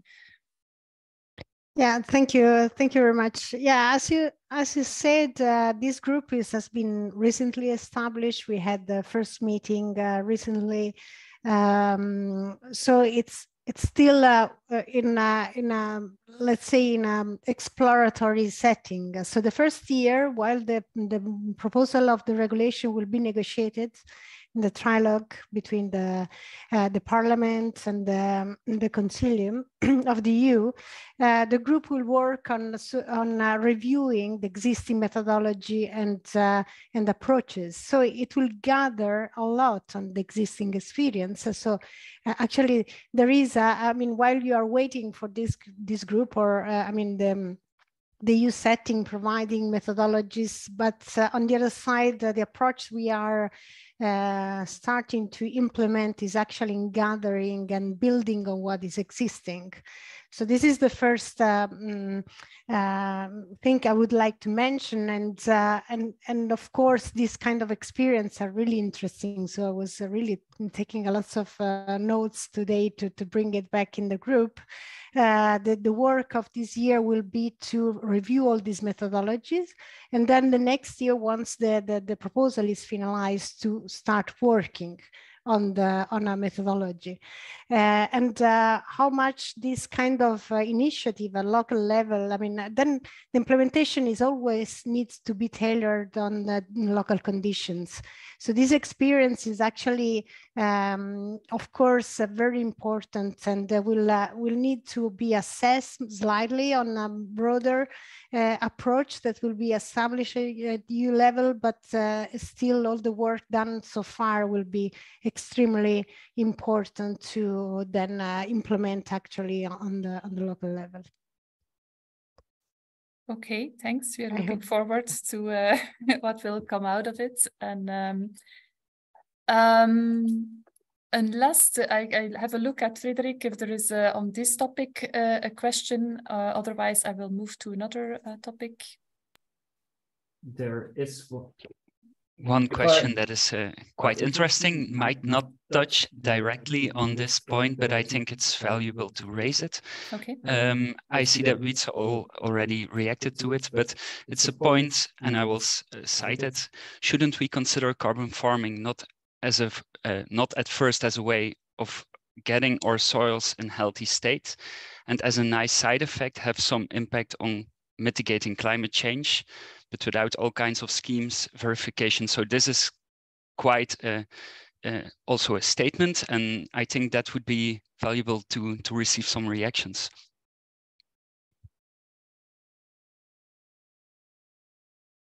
Who would like to react on that? Well, what I already answered to this question in writing, and I think it's a very valid question, because indeed the main rationale is not only carbon. It's really to regenerate our soils, the overall quality of farming practice, to make it more sustainable, improve biodiversity, and get nature back in our farming environments. That's indeed a very important consideration goal. You need somehow a vehicle to get to mobilize private funding, because if there's no governmental funding available for that, then the farmer will not change behavior, because the business model does not allow that. And if the government would be able to give the farmer a lot of money for that, then you wouldn't need a carbon market to pay for regenerative farming. But in absence of that, I think it's a really nice vehicle that you get at least some private money mobilized in the market instead of taxpayer money. And then CO2 is a very useful tool, because CO2 can be relatively easily measured, and there is a market for that because of all the climate concerns and the Paris Agreement, etc. So there's a strong value in showing that you invest in climate. And if that would then be a trigger, a vehicle to also fund all kind of co-benefits, then that could be a strong contribution by the carbon market, voluntary carbon market, to more regenerative carbon practices. Okay, thanks. I see the other panelists also want to react on that. An extra question I have is then, and I think it was also raised in the Q&A, is if it's really about this transition, and it's not only about carbon, and do we then need such costly monitoring and verification systems, or could we also be a bit less accurate, maybe? I first give the floor to Martin to react on this. First of all, I have a response to this discussion about carbon, because I also tend to agree that with Ritze, that it's important to focus on carbon, to have a vehicle for establishing these actions. But I think it's also important to bear in mind that there are some trade-offs. If you only focus on carbon, you can easily add a lot of nutrients to the soil, and you will build carbon stocks, but you will also have nutrient leaching and maybe some nitrous oxides. So there's these trade-offs that is important to balance, and we need to look at the entire greenhouse gas emissions of the farm, or of the total ecosystem services that these solutions deliver. And and especially focusing on these co-benefits, because there are a lot of co-benefits when we talk about carbon farming, that is also important to valorize and to highlight in the value chain. And I suppose also as sometimes as an add-on to the farmer, as a benefit for adopting these practices. And now I nearly forgot your question. So that was about these trade-offs with the MRV system. And I think in practice, we can always design some solutions that will account for every carbon atom at the field and how that has circulated, but that would be extremely costly. So we need to strike some kind of a balance that is less incorrect than a complete measure. And for some measures, we may even not move towards these result-based payments, but focus on some of these activity-based schemes that we are used to, because it will be too difficult or too costly to implement these result-based schemes, at least in the next decade or so, until we have some more refined measuring tools. Okay, thank you, Lucia. What are your thoughts? Yeah, just I agree that we need to move the narrative, as I said also at the end of my presentation, from just carbon to the overall sustainability of the farming practices, and also valuing the fertilization potentials that are there, the water management, biodiversity. So all benefits that probably are not valued so much, but they are better understood by the farmers.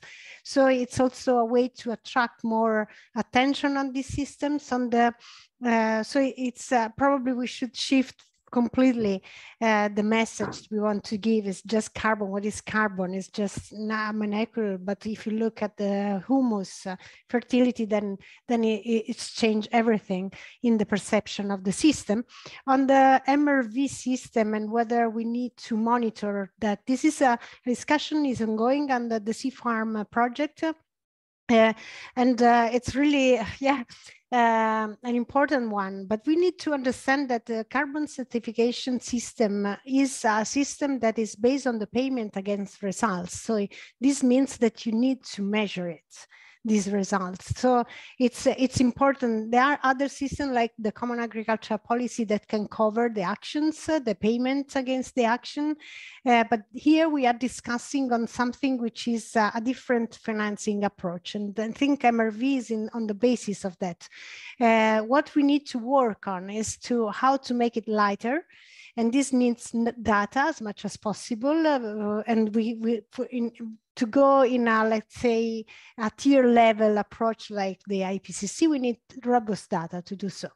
And to quantify this kind. And this first starting of the carbon farming, all the experience we are hearing, they are actually a good source of information that we can use and build on in the future to make it lighter, this MRV system. Lighter. Thank you. Okay, thank you. Maybe a small comment still of Kai, and then I give the floor to Edouard. Okay, yes, thank you. I can be quick because I agree with everything that was said. Indeed, yes. From the farmer's perspective, we can see it kind of the other way around. That it is the carbon that is the co-benefit and possible compensation for that, and all other things that the farmer does also in order to increase the carbon sequestration are actually that's the main thing, and those are the things that deliver real value for farmers productivity and soil health. So there are different perspectives, but I also agree that this the focus on carbon market is exactly the that is the vehicle to channel private money into this agricultural transition, which is a valuable objective. But like Edward said, we need a different narrative, different logic, different kind of rules for agriculture, which accounts also for biodiversity and other connected values. I think one thing that can help to kind of clear our path and set the focus right is to think about the offset, the preconditions for offsets. That what is the quality criteria for carbon removal that can actually offset emissions, and then if we develop these and agree on these, then that will give us the kind of the ballpark of how much it is worth in terms of setting up the system and everything, and whether it's worthwhile. So yeah, big question. But I leave it at that. Okay. Thank you. So before we nearly have to close, but Edouard, I don't know if you have something to add on this. Otherwise, I have another question for you. No, that's okay. I think everything has been said. Just to emphasize on the fact that carbon measurement is a very good proxy for the other co-benefits like biodiversity, water impacts. We talk about carbon in soil, so it is biomass. And we see all the difficulty we have with the methodology to measure already carbon, which is simple to measure. So let's be very cautious when we say about measuring biodiversity and all the other things. And yeah, that was just my point. Okay, thanks. Maybe I have a final question then for you, and it's about, we have been talking about the navigation network we want to establish, so the gathering of all kinds of policymakers, and a striking difference, of course, we can see is that in France, it's very much steered from the government, and in other regions, especially also like in the Netherlands, but also in Finland, it's private action. So, yeah, what advantages or disadvantages do you see of both approaches? And if we establish something here, or we are talking with different stakeholders, what should be our approach? Well, theoretically, a government-based approach would have the advantage to have a global view and to harmonize all the approaches. Unfortunately, this is not happening in France. We have different systems ongoing in the ground, and this is mistaking the people. So, I mean, the second advantage is that it's the low cost of it. It's a public service. So, in my view, like we still miss our goal in France in harmonizing the things. So the only advice I could tell, if we would, I mean, how could we do the thing better at the European scale, is to start harmonizing the approaches. Because really, I don't know how it is in the other countries, but the Scope 3 reporting demands of the agro-food industry, who wants to be SBTi compliant, it's totally blocking the system because of double counting issues. And I'm not saying they do bad, they're very good to do so, but we have two systems ongoing. It's almost impossible to match it in the ground. So first of all, think about how to harmonize the systems before thinking about something new, and not to add another layer to something that already needs to be simplified and harmonized. Okay, thanks. That's a good point. So I think we are coming to an end of this webinar. I'm sure there are plenty of things we can talk about further. But in my opinion, it was very inspiring. I hope there was also a lot of people from Belgium attending, so that we can also, now we have a roadmap. We have the experiences from the other regions, and so we can. We hope that we can get some engagement from different actors here to keep it moving. Some conclusions. There are many issues raised. An important issue was to get the farmers, of course, on board, how to engage them. We have to align with what it's in for them. We need also the necessary assistance, I guess, like the example we heard from the Netherlands. So the intermediaries, the advisors, we should certainly not forget them, to get them on board.